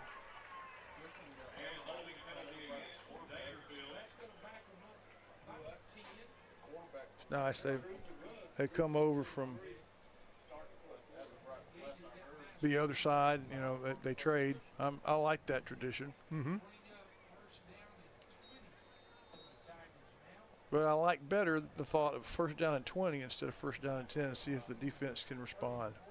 As we begin the fourth quarter, the Tigers on a run play commit a holding call. Quarterback wants to throw, turns right, throws left.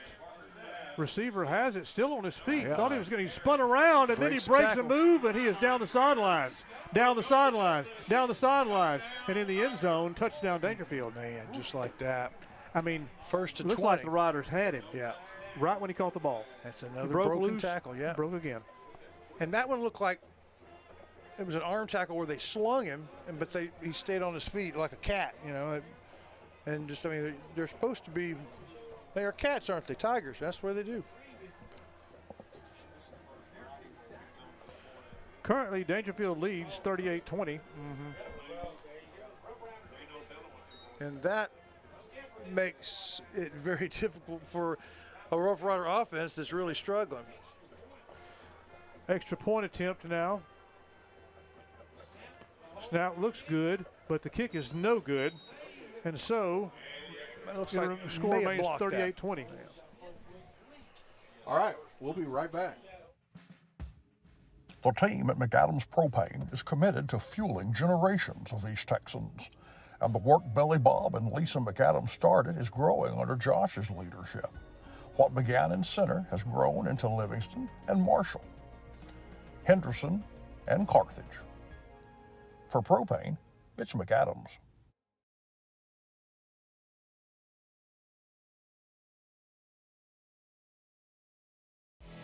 The Friday night lights are shining, and we are teaching driving. CDL Training Academy is your resource to a better career. Come and get trained and get tested right here in Henderson, Texas. CDL Training Academy. Visit our Henderson, Texas office or online at cdllearn.com. All right, 38-20. Shelby Savings Bank kickoff from left to right from the Tigers to the Riders. It's getting dire, Chris Wallace. Yeah, it is. End over end kick to the 10-yard line. Riders are going to return to the 25 and 30, 35 and 40 and 45. Another good one. Yep. Well, that's one phase of the game we can take a little pride in. The return game has been great, producing a touchdown and some great field position, but we've only responded with a touchdown on that field position one time, haven't we? That's right. Yeah, the very first good return, there was a bomb. Within 20 seconds, we were up 7-0. All right, 11:15 in the fourth quarter. Riders need 3 scores. Here we go. First down from the 45-yard line. Wolf.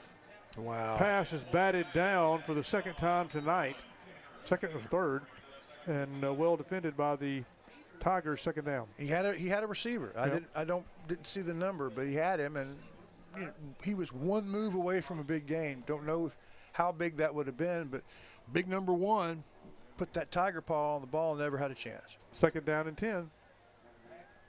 2 receivers either way for the Riders.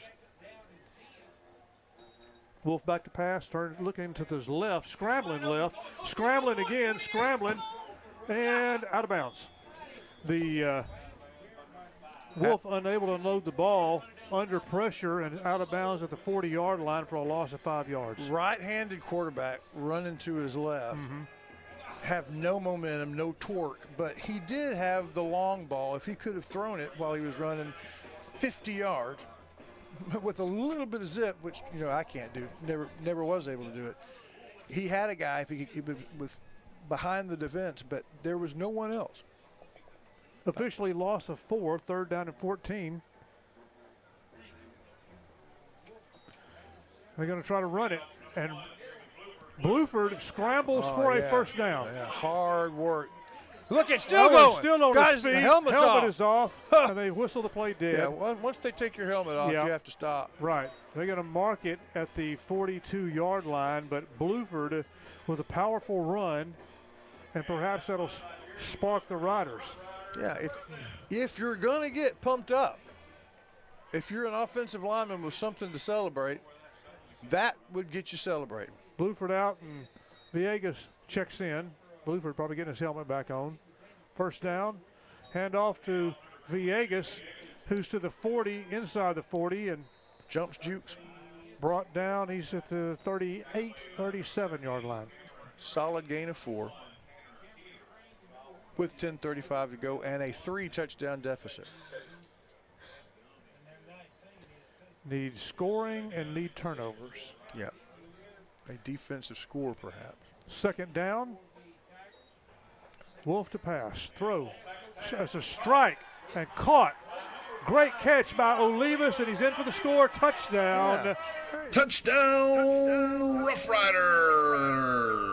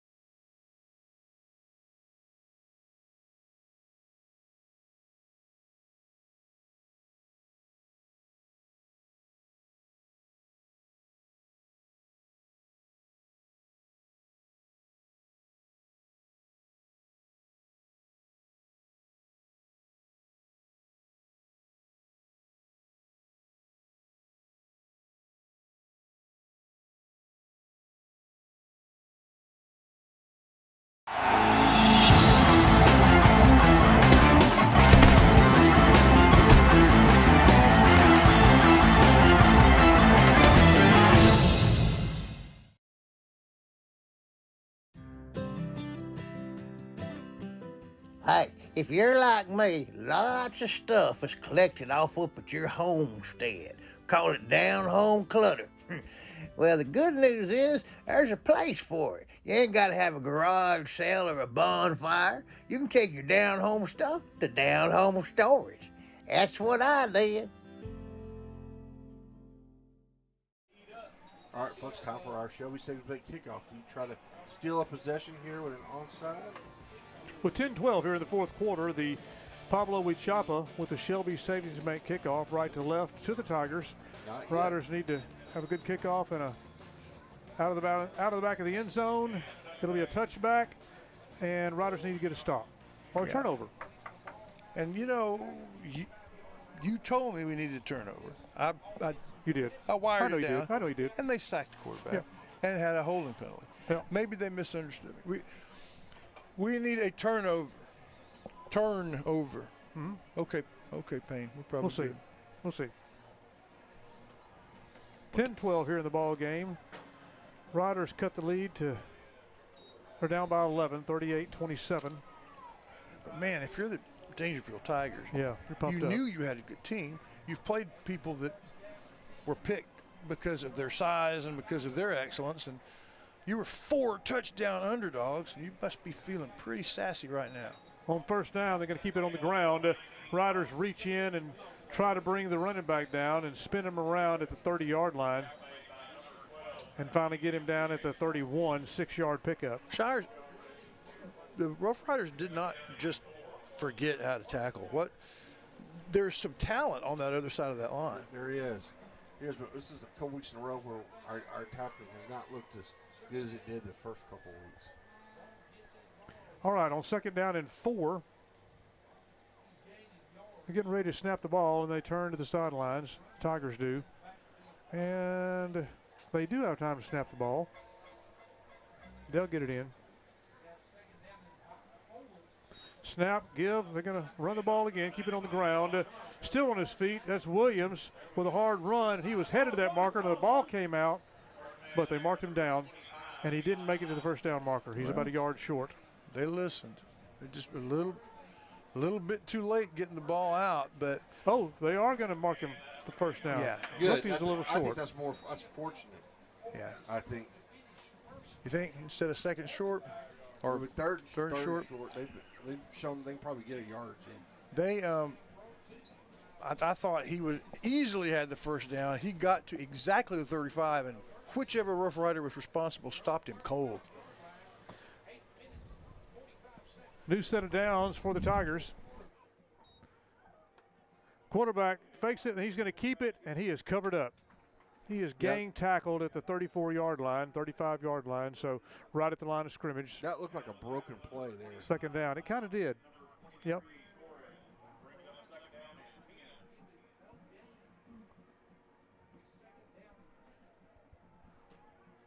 Clock is running. Riders need to get a stop.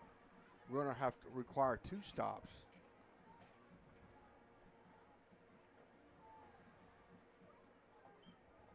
Second down for the Tigers. Split out 2 receivers to the right. Williams in the backfield on second down. Quarterback wants to throw. Scrambles right. Under pressure. Throws. Has a man on the sidelines. And we'll see if they call it a complete catch. And they do. Yeah, and several of the purple folks on the sideline said it was not a catch, but the referee said yes, it was. And the Tigers have just made plays. Third down and 3. Been a lot of difficult plays, and they've come up with the catches or the slapping the ball away, and just it's a game of inches, and the inches have favored the Tigers most of the night. On third down, 3rd and 3 for the Tigers from their own 42-yard line.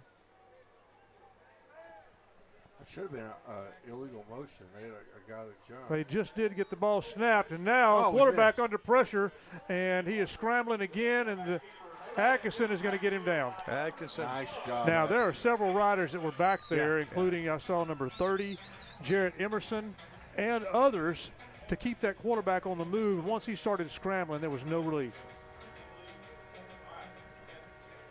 Yeah, we've never really figured out what a flock or a pack of Rough Riders are. That was a 4-H team of Rough Riders involved. A rally of Rough Riders. A posse. Yeah, at the sheriff's posse. I like that. All right, 4th down and 8, and they bring the punter in. Tigers on 3rd down. The Riders shut it down, and punt is a great punt. It hits the ground and goes. Now the Riders going to scoop it up to the 15, 20, 25. Grabbed at the 25, and that'll be all he'll get. He flips it. We lost yards on it. Great idea. But he flipped it to number 3 from 22 to 3. I'm going to see where they're going to mark it. Yeah. Looks like at the 24. They may have called him dead before he got the pitch, so that saved us a couple of yards. Good idea, though. I mean, desperate times call for desperate measures. Down by, 11 points? Yes, it's an 11-point game. Look, at this point, the Riders just need to go down and be efficient. Yeah. Don't need to get it. We don't need to get in a big strike, but be nothing efficient. Heroic, right?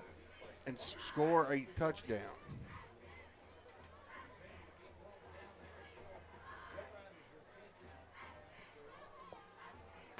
All right, Riders hold and force a punt. Now the defense comes out with 6:10 on the clock, and they're down by 11. Quick strike will be good for the Riders. keep it on the ground. Bluford has it, going to stay on his feet to the 30. Yes, he does. Pushes to the 34, Get him out of bounds, and Bluford. they're riding him down to the 35. Yeah, and they're going to give him the out of bounds. In the NFL, they would have stopped that, but with exactly 6 minutes left, he gets the First Ray down. Jones Chevrolet first down with just hard, determined running. Well done.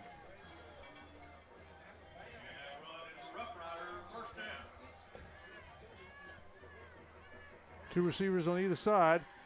Bluford coming right, turns upfield, tripped up again, but has about 3. Yep. Hoping for a little, well, 4. How call about it 4? We'll take 4. Yeah. But now, real hurry up as the clock becomes the enemy. 5:40 and counting.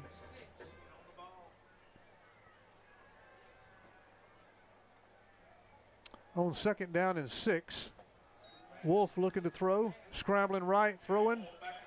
Has a man, Robinson, at the 50-yard line. First down, Riders. And first down, and we hope officially out of bounds. Any flags?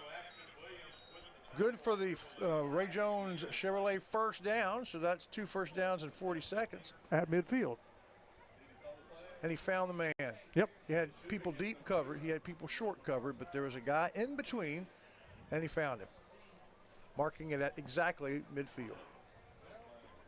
Well played with the Riders. First down at midfield. 5:20 in the ball game.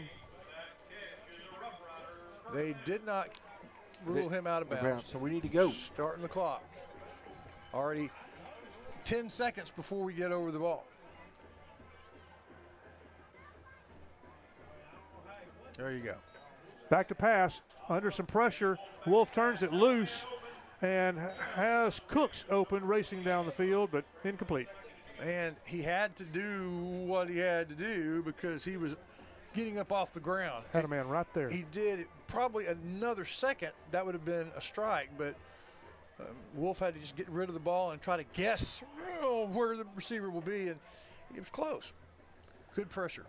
2nd down and 10 after the incomplete pass for the Riders.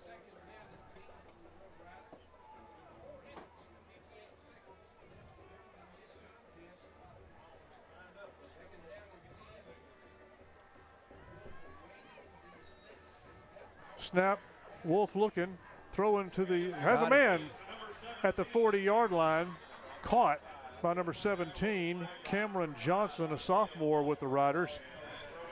And a nice pitch and catch, and it's a Ray Jones Chevrolet first down for the Riders just inside the Tiger 40-yard line. But well defended. They got the tackle. You know, it was a 10-yard pass and an 11-yard gain. Well done. All right, Wolf looking to pass again, scrambling, has a man chasing him, 2 men, and he's just going to try to tuck it and Look run. at that. And Wolf heads down the sidelines inside the 35-yard line. And he's going to get out of bounds. They just said he didn't get out? No, he said he should. He clearly got out of bounds. Yeah. Big, I believe, is that number 79 our right tackle, or is that 75?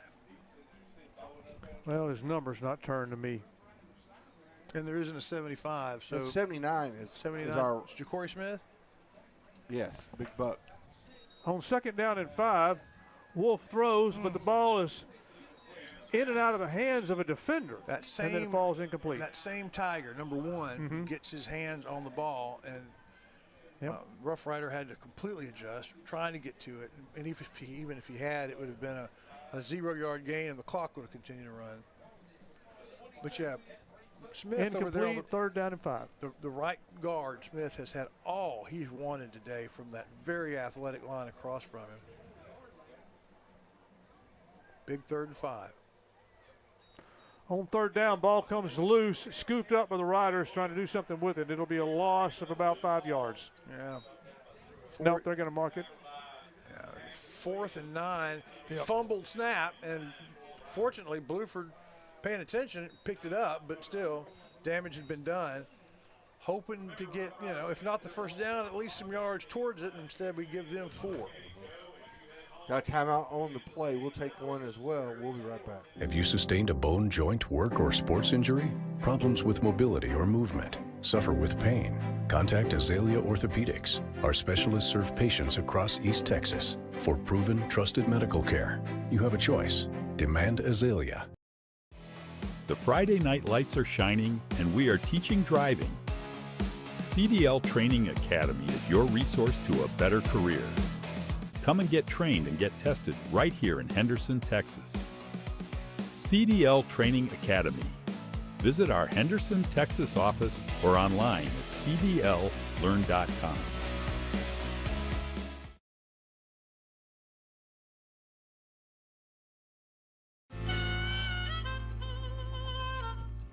So many things get started at Pizzeria.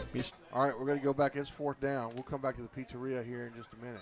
4th and 9. Riders We're are going to run going the wheel for route. We're going to throw it in. a strike, Oh. and the receiver just can't hold on to it. Oh, it's tried perfect. hard. Perfect pass. Yep. Intended for Robinson, and it was there, but just had it in little his hot. hands down low, Yep. and his knee knocked it out of his hands. That's right. On 4th down, the Riders turn it over on downs, badly needing to score, down by 11 points, and now we've got 4 minutes left in the game, and the Tigers take over on their own 38-yard line. So if he catches that, do you think he scored? No, But I think he it gets was a first so down. well defended. Right. New set of downs, but there were guys all over him.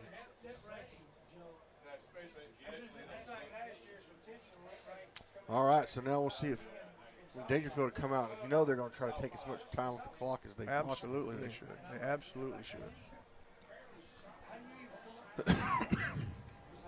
All right. Tigers line up on 1st down. They're going to just keep it on the ground and run the clock out. They have about a 4-yard pickup.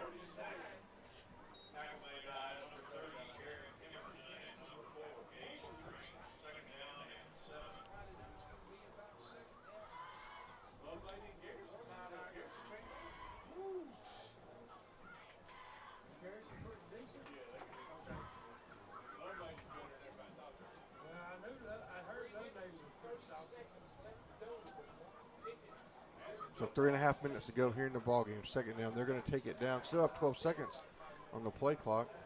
2nd down and 6. Pitch out to the left side. Well, they got it blocked up. They do. 1st down and then slide close to the Rider 45-yard line. Did he hurt himself? There's a cramp, it looks like. We'll take a quick break while. Well, I'll see if they don't get him off the field.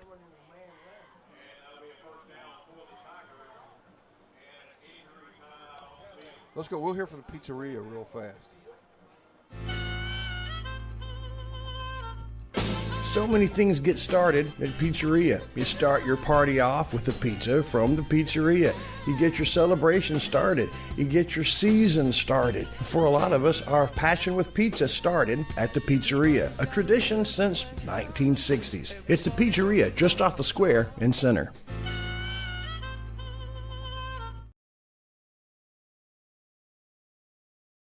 Everybody, welcome back. 1st and 10. 1st down run by the Tigers. 1st down in Rider territory. 3 minutes to go in the game. Tigers lead by 11. They're letting every second tick down. As well they should. Snap, give, coming up the middle. Has some room, plunging into the secondary. 1st down to the 35, 34-yard line. Carries the first team defense about 6 yards. Just really well run. What number was that? Who carried that? Was that 19 or? Probably so. I did not see the number on, but that'd be Kobe Williams.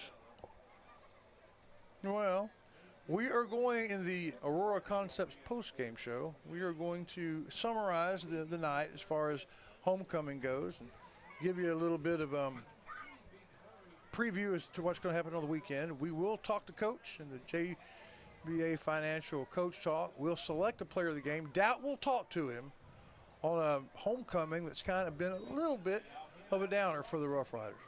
On 1st down, scramble and run, and another good run by the Tigers. About a 6-yard run, 2nd down and 4. inside of 2 minutes now here in the fourth quarter.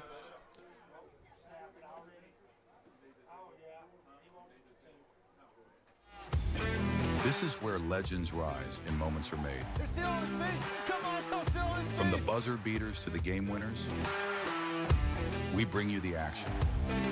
Raw, real, relentless. We cover every angle, every story. From the streets to the stadiums, He's going all the way. your favorite athletes,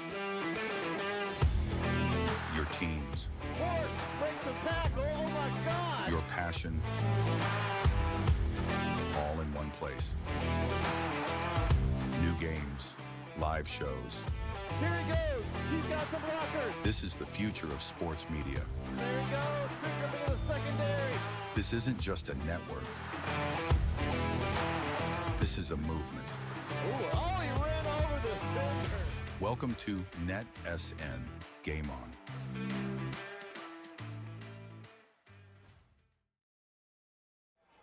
All right, here we go, folks. 2 minutes to go. Second down for the Tigers. Just keeping it on the ground. Number 19 just continues to run the ball. Got a yard and a half on that carry. It'll bring up third down.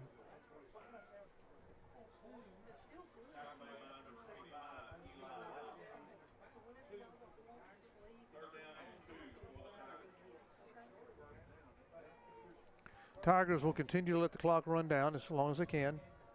3rd and 2. Tigers have the ball in the Rider 27-yard line. Be sure and stay tuned for the post-game show. We'll stay on right after the game and plenty to listen to following the ball game.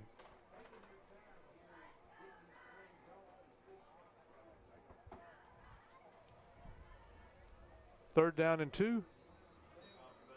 And the referees say timeout called by the Tigers. Yeah, okay. Ran it down to the very last second on 3rd and short. Yeah, the Aurora Concepts postgame show is not going to be one of the fun ones, you know, especially after losing a homecoming game like this. But we will visit and we'll get a line from the coach, and you're going to kind of review what's happened and what will happen in our homecoming. So all important stuff coming up. Aurora Concepts postgame. Yep. Oh, and you know, Mooney's Emporium, our shirt's going to be coming in soon, yeah? They should be. Yeah, looking forward to that. We're going to be the best looking broadcast team in East Texas because of Mooney's Emporium. And this score, even though not a lot of people are going to be excited about it, will be right there at Hurst Street on Rough Rider Oil and Lube. We appreciate their support all over the years as they have encouraged and supported Rough Rider Athletics. Take care of your car with Rough Rider Oil and Lube. 3rd down and 2 from the Rider 26-yard line. Minute 12 to go in the ball game. Riders down by 11.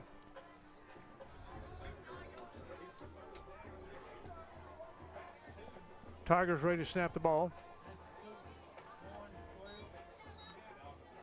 Running the ball again. Enough for the first down. And that'll do it, won't it? To the 21-yard line, and that should be it.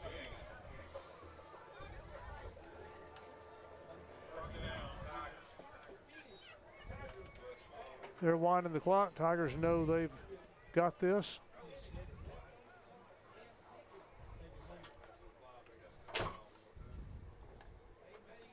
Man, just so much fun those first 2 games. And in North DeSoto, there was still a lot to talk about, but this one's just kind of been depressing, Mr. Shire. Yeah, it's not really pleased. Well, like I said, Ray Jones Chevrolet keys the game up front, and I just don't think we got it done tonight. I'm heading down. All right, so the Tigers take a knee on first down. That'll do it. They won't have to do it again. That'll be it for the ball game as the clock winds down. We appreciate y'all tuning in to tonight's broadcast. 38-27. 38-27. The Tigers defeat the Riders at homecoming here in the Ranch.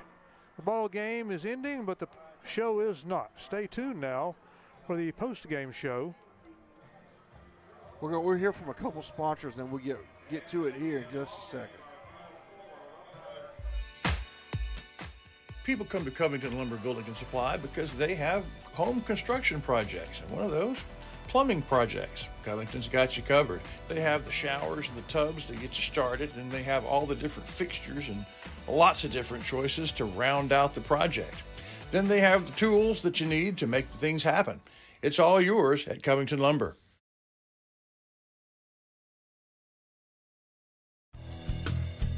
Shelby Savings Bank has come a long way since it was established in 1982, and the good folks that work at Shelby Savings Bank really enjoy doing things in the community and for the community. And they would like to encourage everyone to please shop local. For all your banking needs, please visit these wonderful Shelby Savings Bank locations, with 2 locations in Center, locations in St. Augustine, Palestine, and Lindale.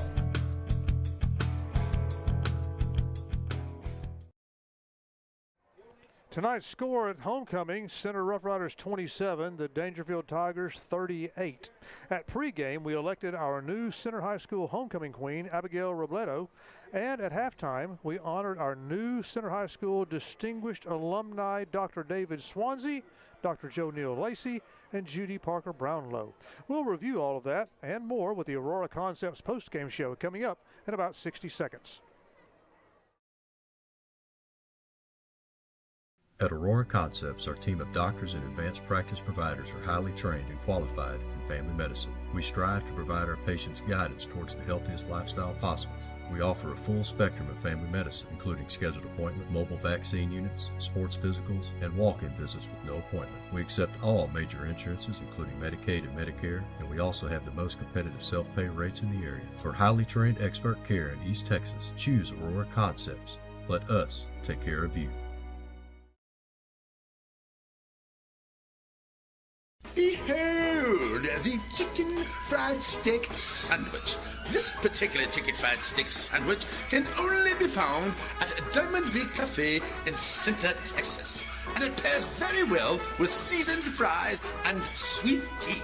And if you're lucky, there'll be some of that Nana's banana pudding to go along with it.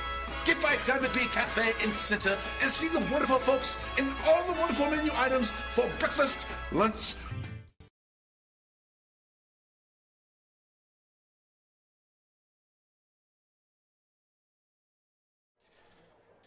All right, everybody, welcome back. It's the Aurora Concepts postgame show. Going to turn it over to Rob to give us a recap of what happened. Well, tonight the Daingerfield Tigers came in and defeated the Riders 38-27 in a hard-fought ball game. You know, the Riders had some scoring early in the first quarter, and with a huge 81-yard kickoff return for a touchdown towards the end of the first quarter. But the Daingerfield came back and kept scoring and moving the ball, made adjustments, 38-27 final score. Here it's homecoming in the Ranch and in Center, Texas. Right. So, Counselor, we're thinking about Diamond B's pancake blocker. I'm curious to talk to Ballinger. I think our pancakes just were a little flat tonight. I'm not sure we're going to have a pancake winner. We'll see. Maybe the film would show something different. I'll talk to Coach Ballinger this evening, but that's my prediction is that we're going to be there. There's going to be no love at Diamond B's in the morning. Yeah, looking forward to next week then. Yeah. Okay. All right. But we do need to talk about the plum crazy play of the game. All right. I mean, our play. There's always something every week. Mr. Liker is mine and Wallington's plumber. Yeah. And we have the plum crazy play of the night. Sure. We have a couple different choices on that. We have obviously the big plays for the kickoff returns for the Rough Riders. The huge plays by Daingerfield was just in the way that they were able. I think their fronts on both offense and defense was able. I mean, I think they won the game, and that's just plumb crazy to me because it's our fourth time we've played, and that just hasn't happened. And that may be it. Just the end result is just plumb crazy. Yeah, right. The whole result was plumb crazy. Well, it's time for something to smile about, brought to you by Wyndham Family Dental. And it'll be difficult, but we're going to do that.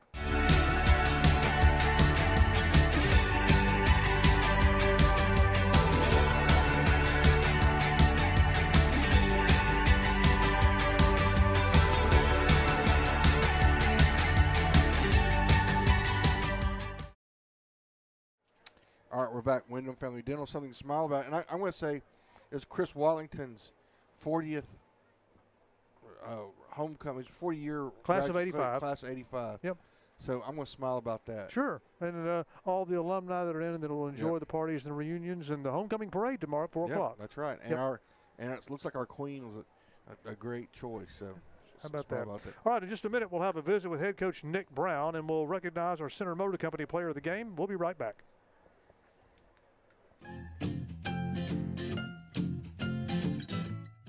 At Wyndham Family Dental, it's always about family. Their family welcomes you. Their family takes care of you.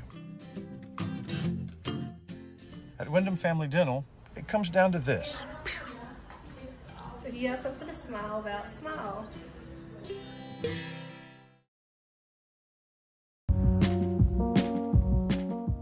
At Aurora Concepts, we offer full-service primary care. And we provide physicals for student athletes for every sport. Aurora Concepts, let us take care of you.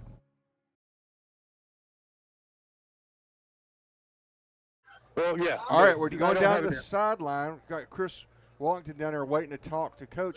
Chris, we can talk about our Center Motor Company player of the game. I mean, we had we had number 22. He was our player last week. He could be that again. Cody Atkinson. Kickoff return for a touchdown. Yeah, Cody Atkinson. But I'm just going to go with our kicker. He kicked really well tonight. Yeah. They had 0 in as far as return yardage goes. Yeah. And I tell you what, I'll just go down here and talk to this camera.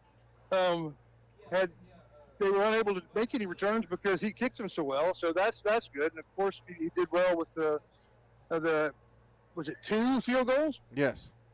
Yeah. So I guess that is a very good choice for Wachapa, our player of the game. But we won't be talking to him. I wish I'd caught him because he would have actually been. Anytime you're a kicker and you're chosen for something, you ought to take that chance to recognize him. I'll let him get away. My fault. That's all right. While we're waiting, we got our sideline camera is being brought to you by Dr. Randy Collard, who's down there. Maybe we get to ask Dr. Collard what's a good eye tip of the evening. I'll see. Hey, can you man the camera and Dr. Collard? Could you hand his stuff and you come over here right quick? I want to get a question. So what was your question? Well, give us the eye care tip of the night. The eye care tip of the night as we move into fall. We just have to be more focused with our day-to-day activities, Chris. And, it's dry eye weather, so we need to keep them lubricated and drink plenty of water and artificial tears. How's that? Drinking water helps your eyes. Yes, it does. It does. Counterintuitive, right. Okay. Things up. That's all we can do.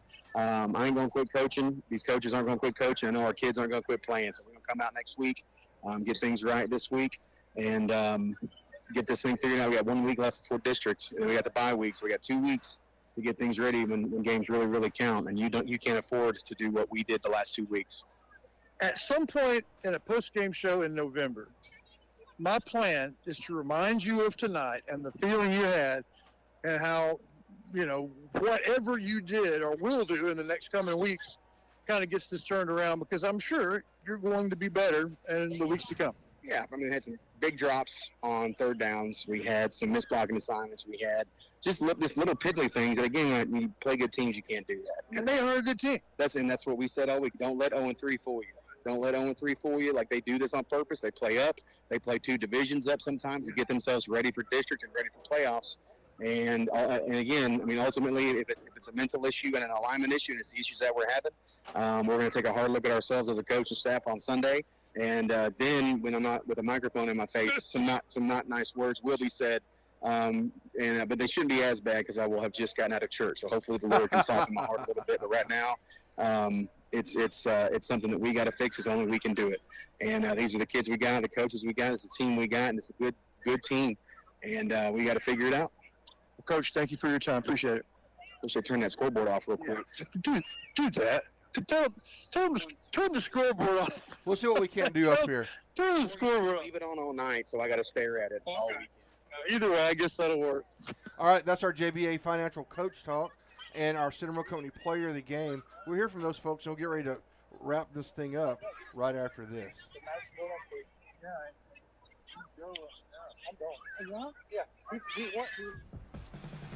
JBA Financial Services brings you Coach Talk, and there's a reason for that.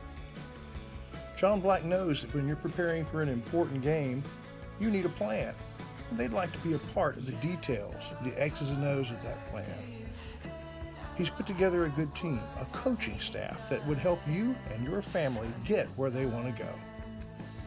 At JBA Financial Services, they're working to secure your family's future.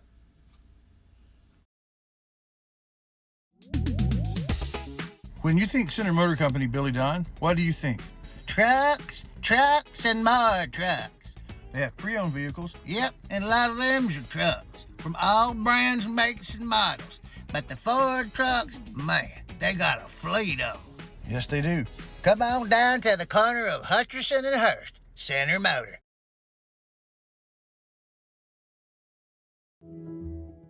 Nobody wants to be sick, but at least at Aurora Concepts, being sick is easy.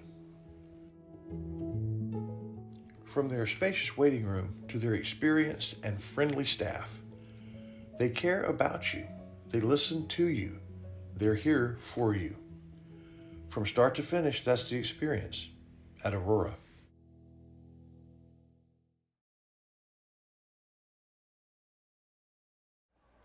All right, everybody, that's going to do it. I'd like to thank Coach Brown and our homecoming report for our pregame show. Appreciate our homecoming princess and queen for their time.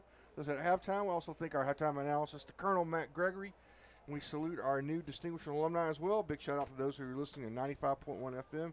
To Joe Elmer for keeping the sound moving on the radio. Once again, our final score, the Riders fall to Daingerfield 38-27 here at homecoming. Riders going to move to 2-2 on the season. We'll see you next week in Madisonville for a showdown with the Mustangs. For Captain Jay Matney and the Blimp, for Chris Wallington, for Rob Payne, the voice of the Rough Riders, from our camera crew, Mauricio and Dr. Randy Collard, for myself, the counselor, Stephen Shires. We'll see you next week.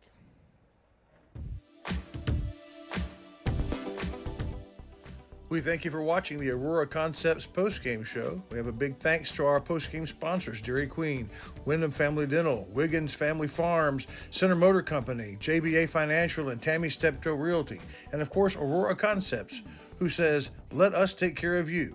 Stay tuned for the Batters Law Firm final scoreboard live from the Bowles Feed Blimp. We'll see you next week. Until then, it's first down and 7 days to go.